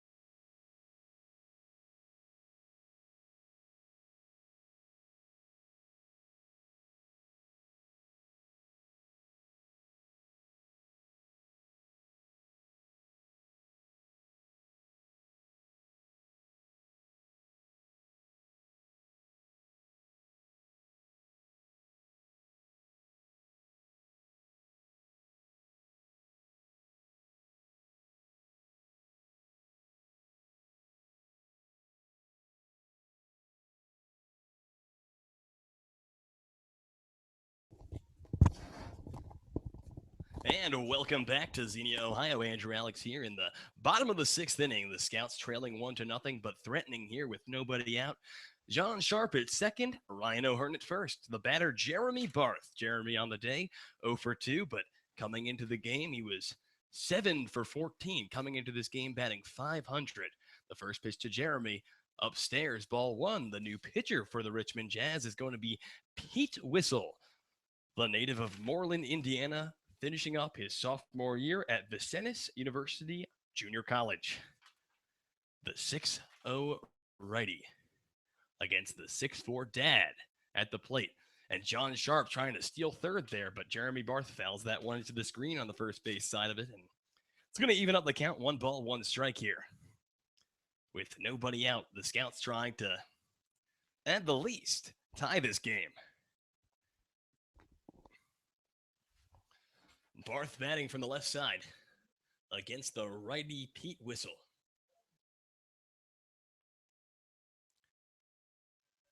And Whistle about to deliver the 1-1, but looks back to John Sharp, who, like I said, tried to grab third base there on the foul ball. And,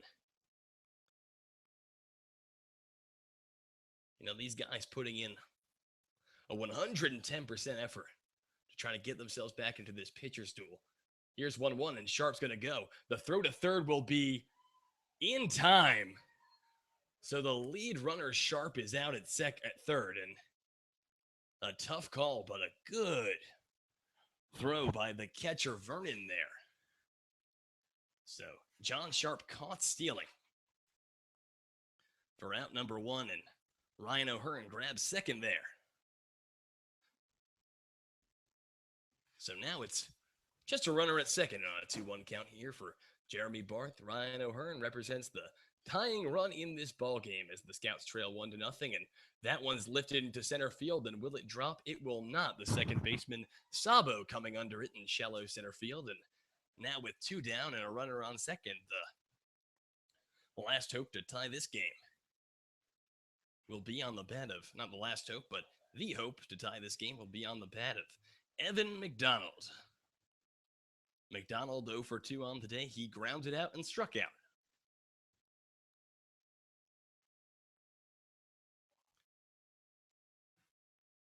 The righty-righty matchup here. First pitch to McDonald is drilled fair into left field. Rounding second and coming home is Ryan O'Hearn. This game is tied. Advancing to second, Evan McDonald with a stand-up double. An RBI double from Evan McDonald has tied this ball game at 1 run apiece.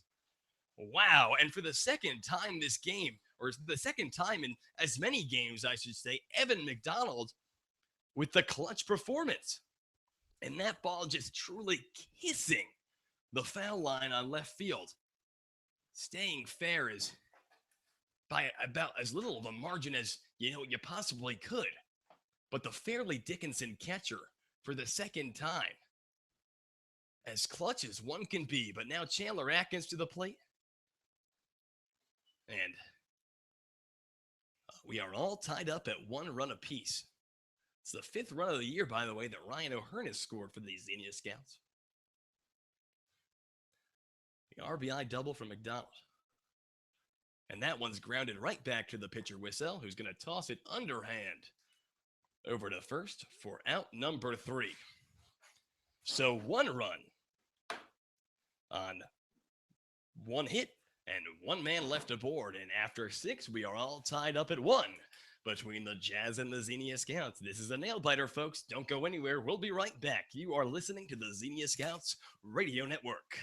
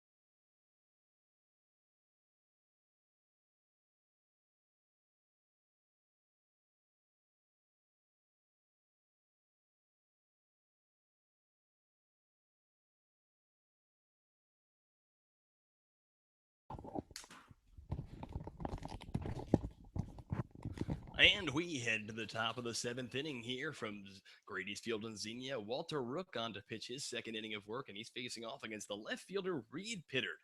Reed Pittard on the day. He singled and reached on a fielder's choice, actually scored the only run of this game for the Richmond Jazz, but we're all tied up at one here as an RBI double from Evan McDonald, bringing home Ryan O'Hearn to tie this ball game up in what has really been something of a pitcher's duel here, but Rook, here's the 1-1. And Rook finding the strike zone there, getting ahead in this count 1-2. Rook came on to get Jorge Lozano out of a sticky situation, and that he did. In part from a pickoff move, but the 1-2 from Rook just outside, checking his swing. Reed Pittard, the appeal to the third base umpire, says he did not go. So the count even 2 balls, 2 strikes. The delivery, and that one's fouled back into the screen. Staying alive is Reed Pittard, the left fielder from DePaul. On the year, 3 for 14.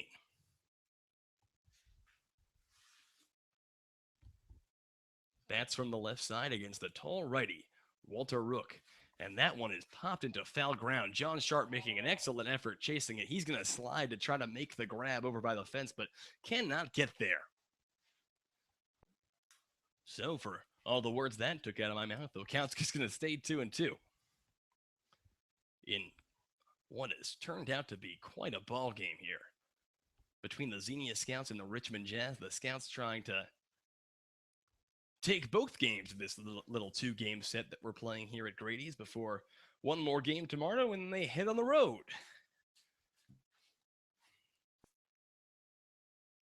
2-2 the count. Rook sets, delivers. And Pittard with the discipline to take that inside fastball.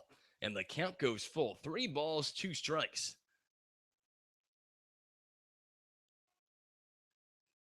The pitch. And that one grounded softly to the second baseman, Holloway, who underhand tosses it to first. Colt Wolf makes the grab for out number 1.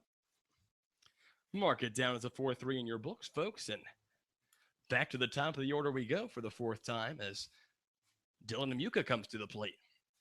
Muka, 1 for 3 on the day. He had an RBI single, the only RBI of the day for a Richmond Jazz player. And I should say 1 for 2 because he walked back in the first, but he takes a called strike on the outside part of the plate. Nothing and 1 the count here. This is his first time against Walter Rook. Of course, all of his previous at-bats coming against the starting pitcher, Jorge Lozano, as he swings and misses. Had some upstairs heat from the big righty from Northeast Mississippi Community College, the native of the Memphis, Tennessee area. And Walter had some common ground with our new pitcher, Matthew Wade from Southeast Missouri State, who also hails from Memphis, but a swing and a miss on the 0-2 there. Walter Rook's first strikeout of the day, and that is out number 2. 2 up, 2 down from the big righty, and that's going to bring Slater Rush to the plate. Rush on the day, he's 0 for 3. A couple of ground outs, and I guess 3 ground outs, reaching on a fielder's choice, his 3rd time up. And that's quite a different result compared to the guy that got on base, or with a pair of doubles yesterday, I should say. But once again, attacking the strike zone is Walter Rook with the first pitch fastball, and here's the 0-1. And swing and a miss there from Slater Rush. So Walter Rook ahead again in this count, 0-2, and he will look to get out of his first full inning here. 0-2 the count with 2 down here in the top of the 7th inning. Rook sets, delivers, and that one is taken upstairs. Ball 1. So the count moves 1 ball, 2 strikes, and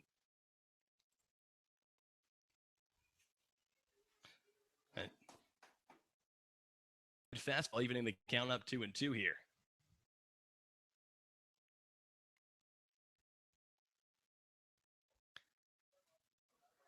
And once again, the camera situation, a very interesting one here at Grady's Field in Xenia, but the 2-2 pitch from Walter Rook is fouled hard down onto the third base, or the first base side, I should say, and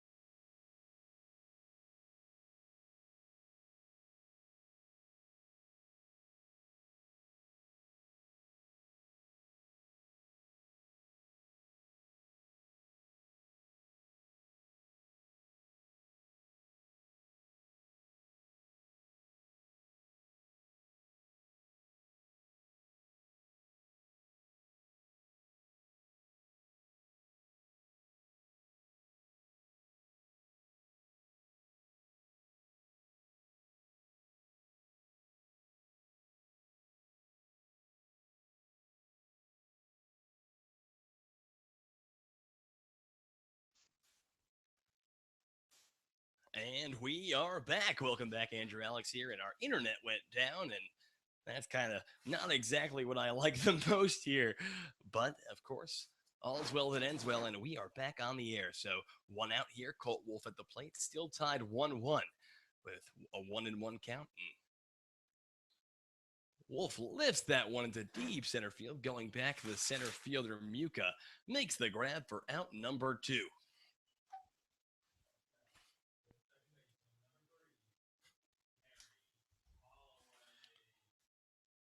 So Kerry Holloway to the plate now, and my Thunder a little bit thrown off there, but Donald Ring getting out somehow. It mark it down as an F8 for Colt Wolf, and now Kerry Holloway to the plate. Holloway batting from the left side against the right-handed pitcher, or Holloway batting from the right side, should I say? And he swings and misses at that first pitch there. Kerry on the ding, 0 for 2. Struck out his first time up back in the second and flew out to center back in the fifth.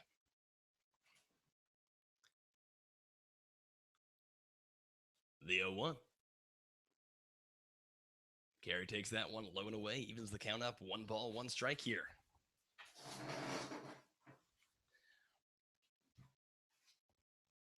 One and one the count.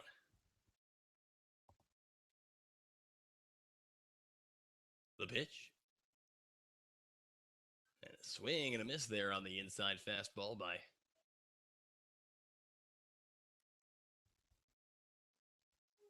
Holloway.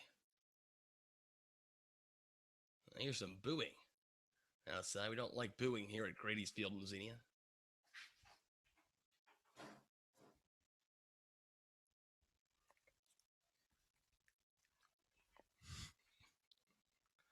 So 1 ball, 2 strikes the count.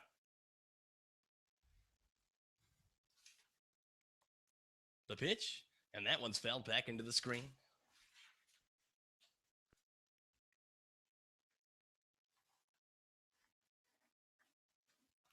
So Holloway staying alive in this at-bat.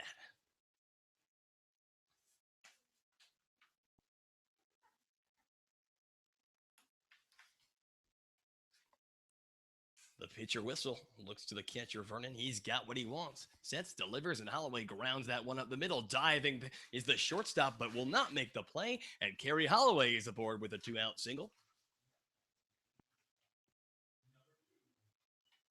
And that was just a medium speed roller. And an athletic attempt there by the shortstop Troyer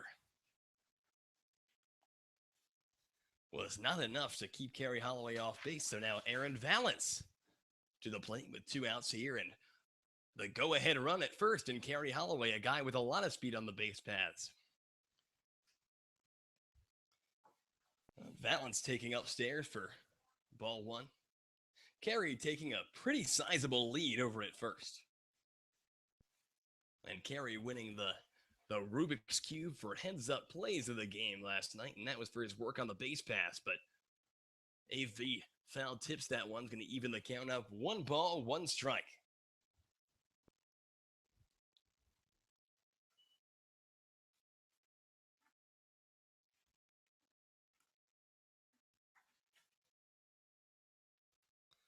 So the count even, 1 ball, 1 strike. Kerry Holloway with the sizable lead, and wouldn't be surprised if he goes here. The pitcher whistle, and that's taken on the outside. Kerry took about 3 steps towards second, but did not go, and AV taking a fastball on the outside brings the count to 2-1. Valance at the plate. If he can get on here with 2 outs, it'll be to the top of the order in John Sharp. But AV lifts that one into foul ground, the first baseman. Schultz chases it about as far as it can go, but it sails over the fence. About a couple of feet to the left of the dugout. So they count 2 balls, 2 strikes here. Kerry Holloway at first. He represents the tying run with 2 outs here in the bottom of the 7th inning. The Scouts and the Jazz deadlocked at 1 Whistle sets, delivered, the runner goes, and the throw to second will be not in time. Kerry Holloway swipes a bag, and now the go-ahead run in this game is in scoring position. That's Holloway's third steal on the year. His first steal today. And now Aaron Valance, a guy who coming into this game is 3 for 8. Trying to put his scouts team on top. Holloway taking a sizable lead over there at second base, and with a full count, we know he'll be going, and that one taken low, ball 4, so trotting on over to first is Aaron Valance, and now to the top of the order we go. Runners on first and second, and 2 outs, and it's going to be John Sharp to the plate. John Sharp on the day, he's 1 for 2. He flew out to center his first time up. And then back in the third, he singled, swiped a couple bags. And then in the 6th, of course, that's last inning. Gets hit by a pitch, steals second, attempts to steal third, called out there. And that was the last thing that happened before Evan McDonald's RBI double tied this game up at 1. First pitch to John Sharp, fouled back. Kerry Holloway at second. Aaron Valance at first. 2 outs here. 2 outs here in the bottom of the 7th inning. And John Sharp, a guy who comes into this at-bat, he's 5 for 13, one of the more effective hitters that the Scouts have had all season, has the opportunity to put his team in the lead. But he's behind in this count, nothing in 1. And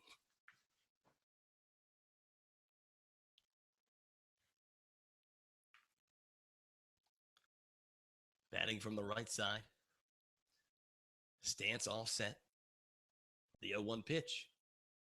Taken low and away, evens up the count. 1 ball, 1 strike. And a little bit of a different experience here in this evening's game, where last night the Scouts obviously putting up 13 runs. Tonight have only managed just 1 so far, but John Sharp, we'll see if he has anything to say about that. The pitch in there for a called strike. Fastball about belt high on the outside part of the plate. Sharp thought it was a ball. The umpire thought otherwise. 1-2. The pitch. And breaking ball, slow roller down the first base line. Will it go foul? It will allegedly go foul, and I guess that broke at the very last second. That was rolling down the line, and you know what they say, if it has any piece of the line, that's considered a fair ball, but the pitcher whistled, just watched that until I guess he was fully confident that that would have been a completely off the white line.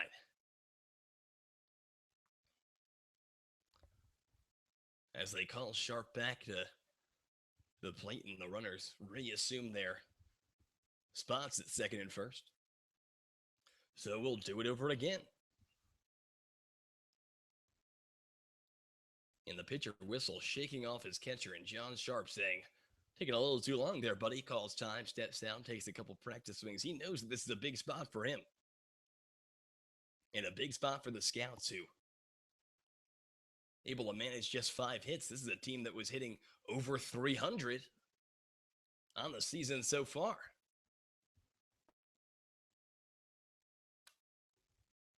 But not today, as a very impressive pitching performance by the starter, Kyle Shepard, has kept the boys in check thus far.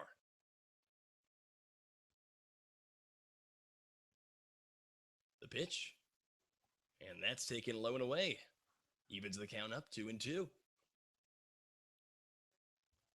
The count still in favor of the pitcher whistle. Whistle from Moreland, Indiana. The 6-foot righty from Vincennes University Junior College versus the Lipscomb freshman from Knoxville. The 2-2 pitch taken low and away, and the count goes full. In what looks to be one of the biggest spots of the game. And how did we get here? Well, the Wi-Fi went out. Donald Ring got out. Colt Wolf flied out. Kerry Holloway singled. Aaron Valance walked. And now with runners at first and second and a full count, with two down, it is John Sharp's time to shine. A big lead from Holloway. The runners go, and that's going to be taken upstairs, ball four. So the bases are loaded. The batter is going to be Ryan O'Hearn.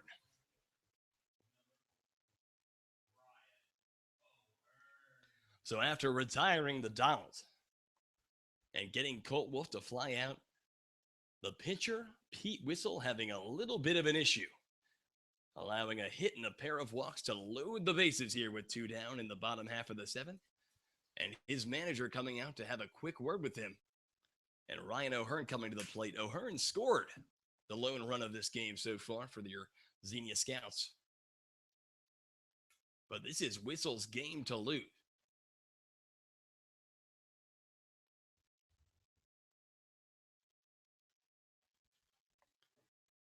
O'Hearn on the year. He's 3 for 11, a triple, an RBI, 5 runs scored, that leads the team, and 3 stolen bases. So Ryan O'Hearn to the plate.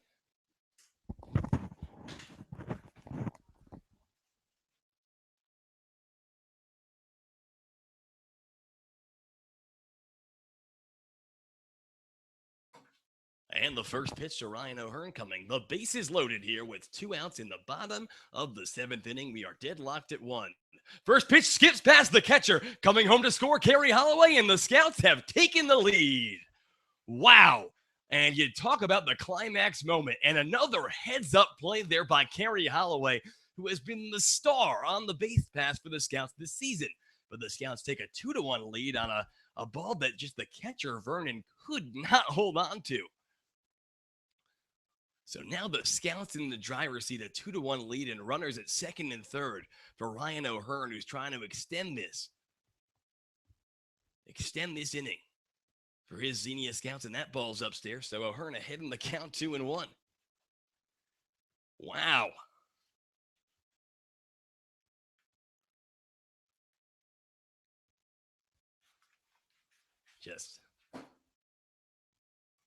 Here's a 2-0 pitch. And that one's taken up and in. Now falling behind in this count, 3-0 is the pitcher, Pete Whistle. And it looks like the Richmond Jazz have someone going in their bullpen. And that's not surprising at this point. So 3-0 your count. The pitch. And that one's going to be taken on the inside, ball 4. A 4-pitch walk to Ryan O'Hearn. And his RBI spot not mattering really that much after all, as a wild pitch was all it took to score Kerry Holloway and give the Scouts the lead. And here comes the manager for the Richmond Jazz, and that's going to be it for Pete Whistle. They take the ball from him, and there's going to be a call to the bullpen. We'll be right back. We're going to give this guy an opportunity to warm up. Don't go anywhere. We'll be right back. The base is loaded for Jeremy Barth. Your Scouts lead 2-1. You are listening to the Xenia Scouts Radio Network.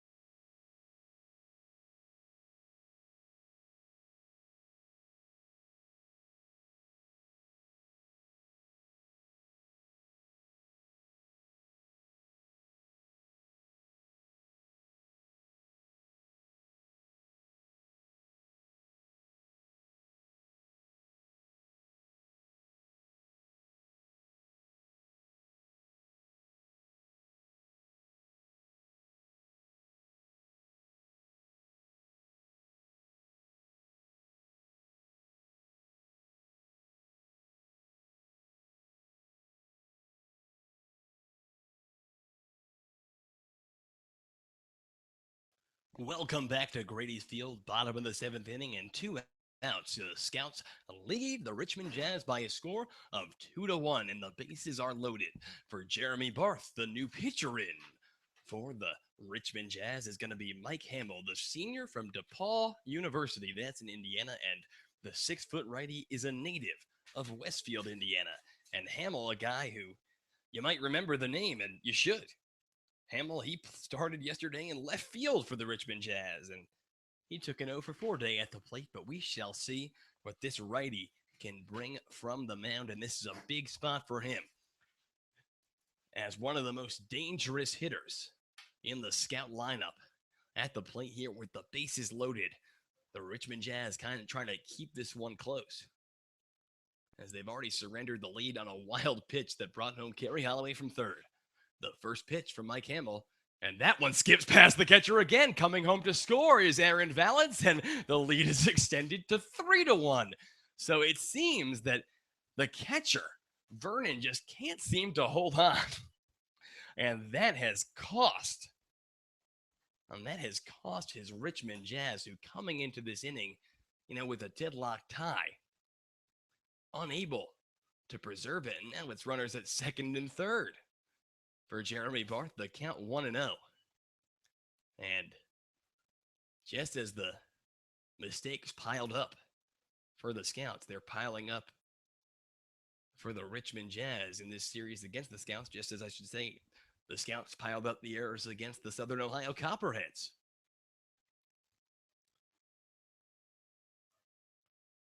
3-1 your score in favor of the Scouts. A 2-run effort. Here, Jeremy Barth at the plate.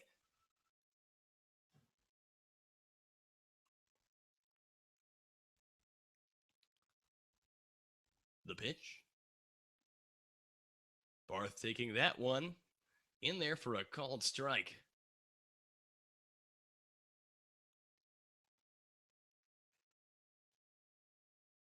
And that's it, I guess, for the inning, and a called strike 3. And so the Scouts end up taking the lead in the inning with 2 runs scored on wild pitches. So after 7 innings of play, the score 3-1 Xenia Scouts. Don't go anywhere. We'll be right back. You are listening to the Xenia Scouts Radio Network.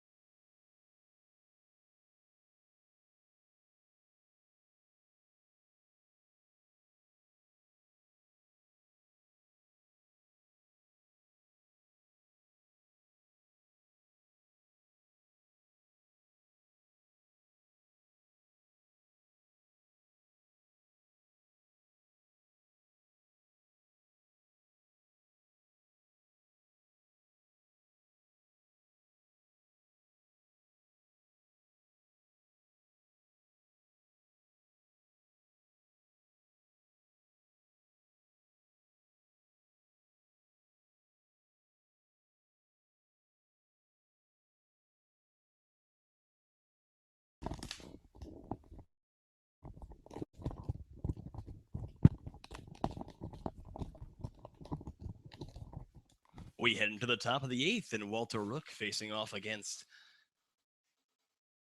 Austin Schultz to lead off the top of the 8th, and his first pitch in there for a ball. And Rook finds the strike zone on that one, evens the count up 1 ball, 1 strike. The score 3-1 in favor of your Xenia Scouts. And how did we get there? Well, After the Jazz took a 1-0 lead, it was an RBI double by Evan McDonald that tied the ball game up. And then after getting 2 quick outs to start off the 7th inning, it was a single by Kerry Holloway, a couple of walks issued, and then with Ryan O'Hearn at the plate and an opportunity for an RBI. The RBI didn't matter as a wild pitch brought home Holloway, and then the runners advanced. And after O'Hearn got walked, it was Jeremy Barth to the plate, and another wild pitch brought home Aaron Vallis. And that puts us at the 3-1 score we have now. But that ball fouled off, and the count's going to stay 2-2. Walter Rook against Austin Schultz. Austin Schultz, the yesterday's catcher. He has gone down looking 2 times today, and the pitch, and that one's sky high. Coming in on it is Holloway, but he is called off by Jeremy Barth, who makes the grab in right field for out number 1. F9 in your books, folks, and 1 up, 1 down here in the top of the 8th. And that's going to bring up Ryan Sabo. Ryan Sabo on the day, he's 0 for 3. A fly out to right, a ground out to first, and a swinging strikeout.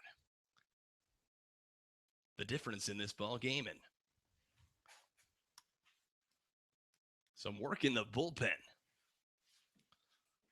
in case Walter Rook gets himself into any sort of trouble. First pitch to Sabo. Misses on the outside. Ball 1. Sabo at Southern Illinois Carbondale this year, 7 doubles, a triple, and 4 bombs.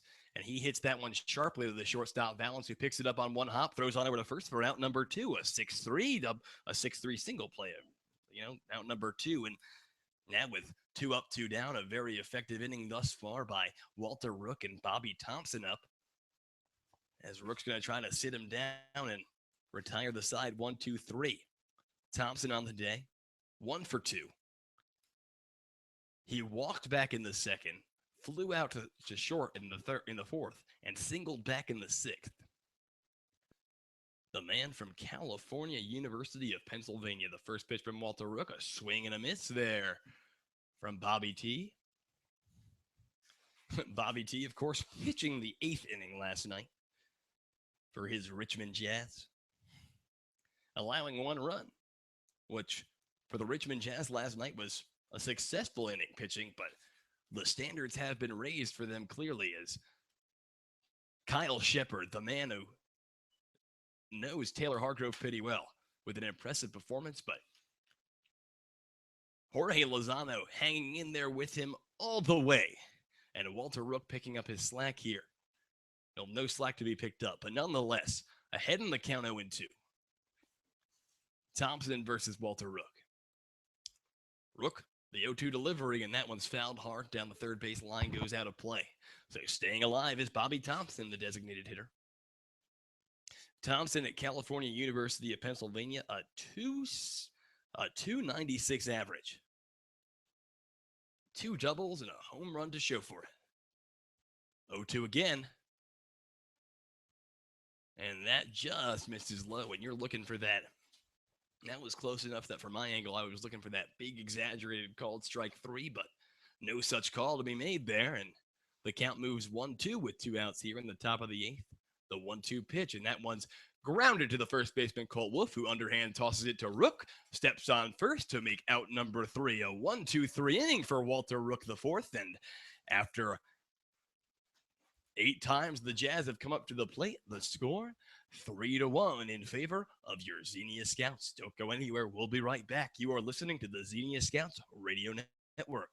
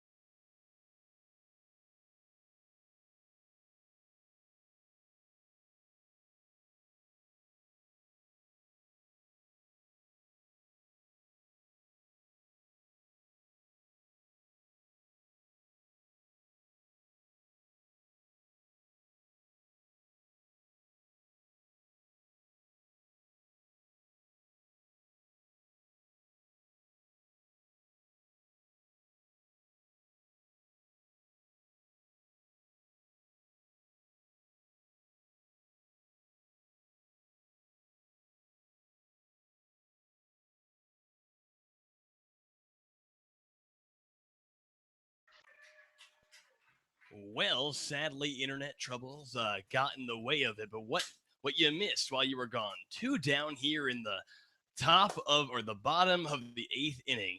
Don Ring gets on a throwing error, and then it was a double by Colt Wolf. An RBI double brings Ring around to score. So now the score 4-1 in favor of the Xenia Scouts. And I really apologize, folks, that the internet went down. We don't want you to miss any of the action, especially you parents and close friends of these players who have such interest in what your boys are doing. But we're going to try to get our internet problem solved ASAP. But regardless, Colt Wolf over on second now and Kerry Holloway to the plate. Nothing in one, the count with two down here. The Scouts lead the Richmond Jazz by a score of 4-1. Holloway calls time there and steps off. And, I'm going to try to get the video quality to be a little bit higher here. See if we can go as high as we can without the internet crashing. And Holloway fouls that one back right into the screen. So he falls behind in the count. 1 ball, 2 strikes.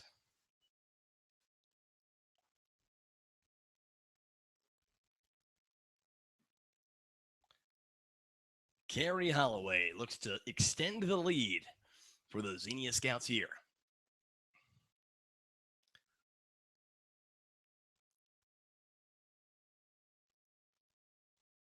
Colt Wolf, big lead at second. The pitch, swing and a miss, and and that is strike 2. 1 ball, 2 strikes the count. And apologies, from my perspective, when the internet goes down, that's a real confusing thing for me because I have to immediately go and kind of try to solve everything I can. But 1-2 the count with 2 down. Colt Wolf, big lead on second. Kerry at the plate. Kerry, of course, scored the run that tied this game, and Kerry swings and he tries to check but cannot. The umpire says strike 3.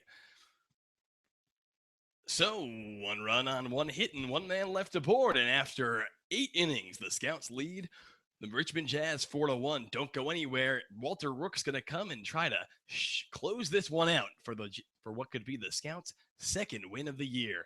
Don't go anywhere. We'll be right back. You are listening to the Xenia Scouts Radio Network.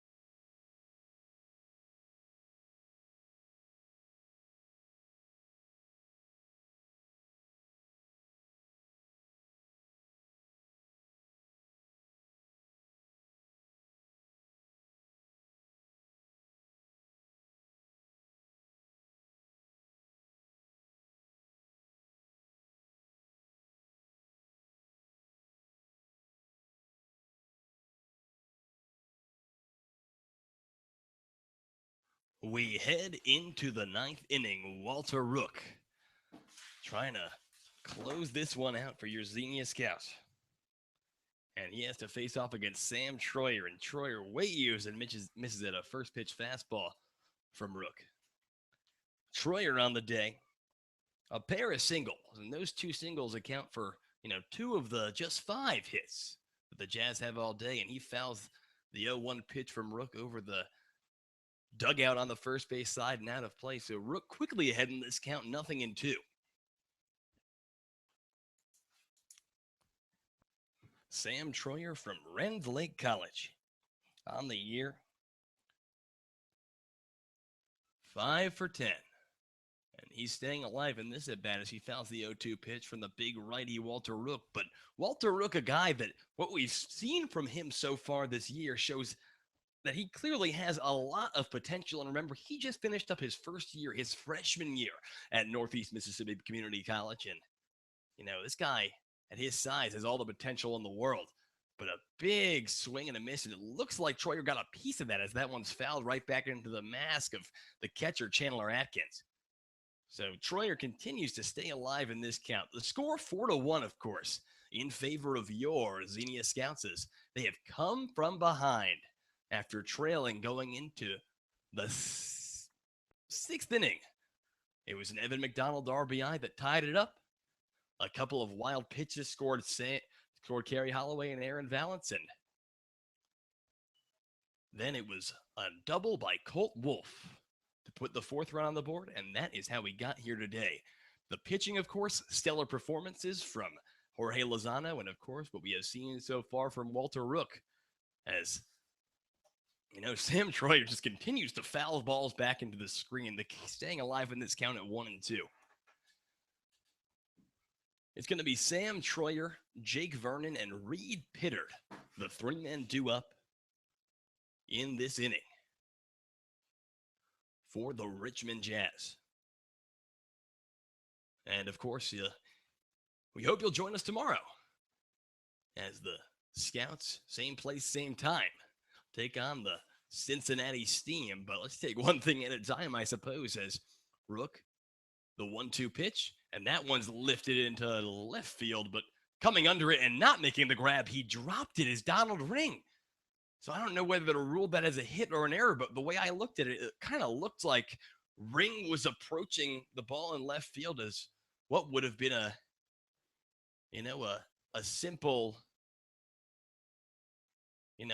just a can of corn basket catch. Not basket catch. Basket catch is only Willie Mays, but I guess he overplayed it, took a step too much in, took a little bit of a jump there, and just couldn't hold on. But regardless, Sam Troyer at first, and now he's taking a big lead, and it's going to be Jake Vernon to the plate. Vernon on the day 0 for 2, a pair of groundouts and a walk.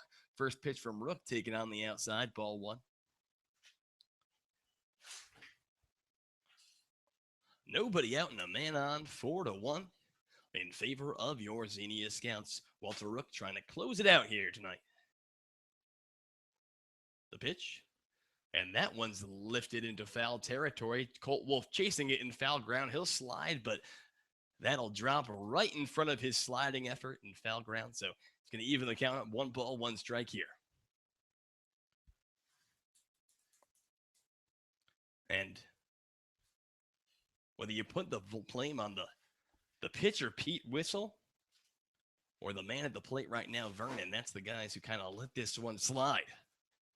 For this Richmond Jazz ball club that's still looking to pick up their first win in franchise history. Remember, they're an expansion team. But the 1-1 pitch from Walter Rook fouled right back into the screen there by Jake Vernon. So 1-2 the count now. Sam Troyer takes his lead. Rook looks to the catcher, Chandler Atkins. He delivers. And just getting a piece of that one is Jake Vernon.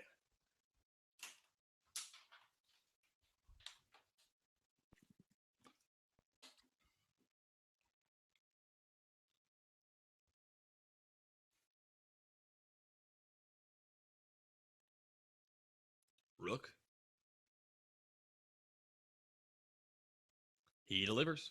And that one's lifted into center field. Going back is the center fielder Ryan O'Hearn makes the grab for out number 1. Sam Troyer trots back over to first. And now with 1 down and a man on first, it's going to be Reed Pittard. Reed Pittard on the day. He's 1 for 3. He's singled back in the 5th and a ground out and a fielder's choice. Represent his work today. Pittard, the man from DePaul. That's a small school in the state of Indiana.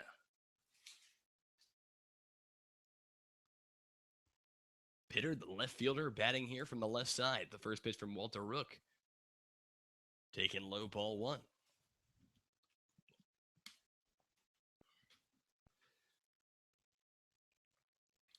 If Pittard could get on, then it would be back to the top of the order for the Richmond Jazz, and that would be Dylan Muka, and he'd represent the tying run in this ball game. But of course,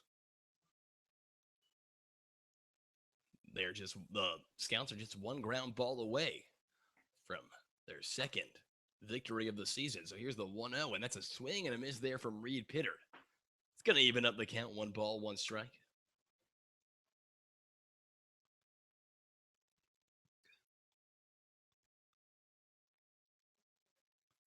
Rook with the pickoff attempt to first, trying to keep Sam Troyer honest over there.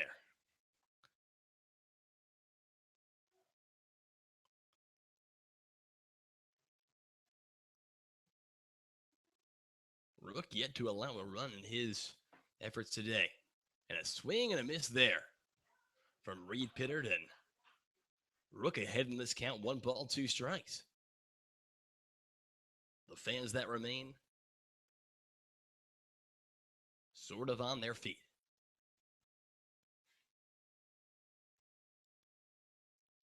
And Rook yet again tries to check up Sam Troyer over there, and that one kind of bounced in the dirt, but a good job by Colt Wolf of scooping that one out and preventing the runner from advancing over there to second.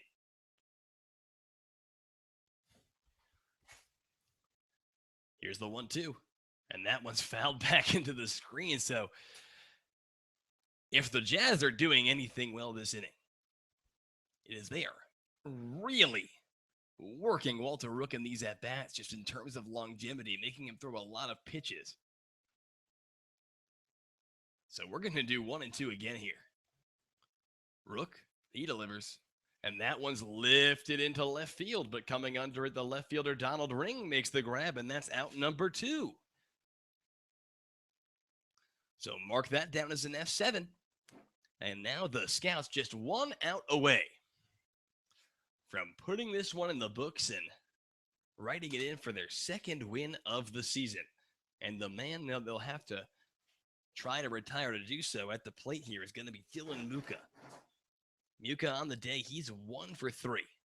A strikeout, a ground out, and a single. Represent his 3 trips to the plate. First pitch in there for a called strike fastball. Kind of got the lower inside part of the zone there. So 0-1 to count.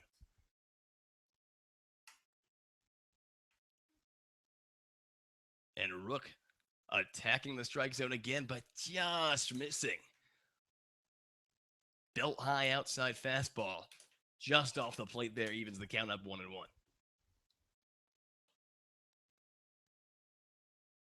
The 1-1. And that one's lifted into foul ground. Chasing it, John Sharp, but that's going to hook out of play. But now the Richmond Jazz down to their final strike here.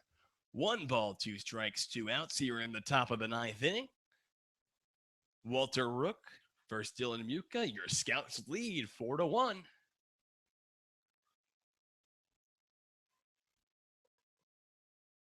The 1-2 delivery is taken upstairs. Going to even the count up at 2-2. And of course,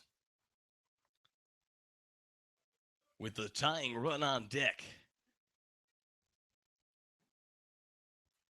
Rook being very careful with all of these batters, but here's 2-2, and that one bouncing in the dirt, but Chandler Atkins doing a good job of getting in front of that one as the count goes full. 3 balls, 2 strikes, 2 outs. Sam Troyer at first. You gotta figure he's gonna go here.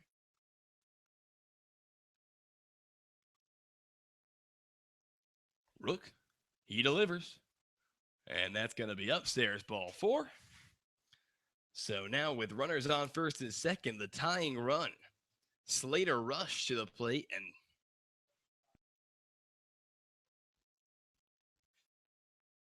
looks like Bubba Case is going to come out to the mound and have a word with his pitcher, Walter Rook. And the Richmond Jazz not going down easy here. And you got to respect that this has just been a well-played ball game by both sides. On a humid day, a humid evening, I should say, in Xenia, Ohio. So we're going to take a break right now, and we'll be right back. Actually, it doesn't look like they're going to sub him out. The umpire is going to kind of try to cut this meeting short. Runners at first and second. 2 outs, the top of the 9th inning.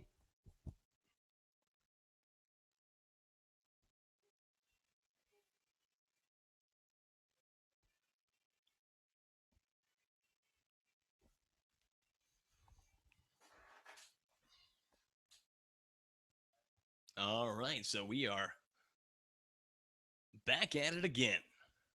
Slater Rush represents the tying run, and he is at the plate.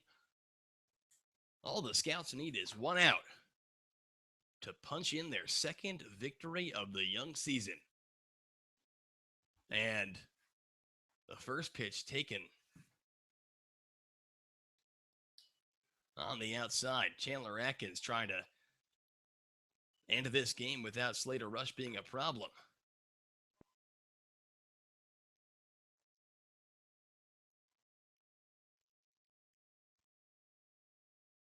Rook looks to the catcher, Atkins. Troyer and Muka taking decent-sized leads. The pitch. And that evens up the count. 1 ball, 1 strike. As Walter Rook, the big right-handed freshman from Tennessee, tries to finish a stellar outing. Breaking ball on the inside, just missing. Brings the count to 2-1 here.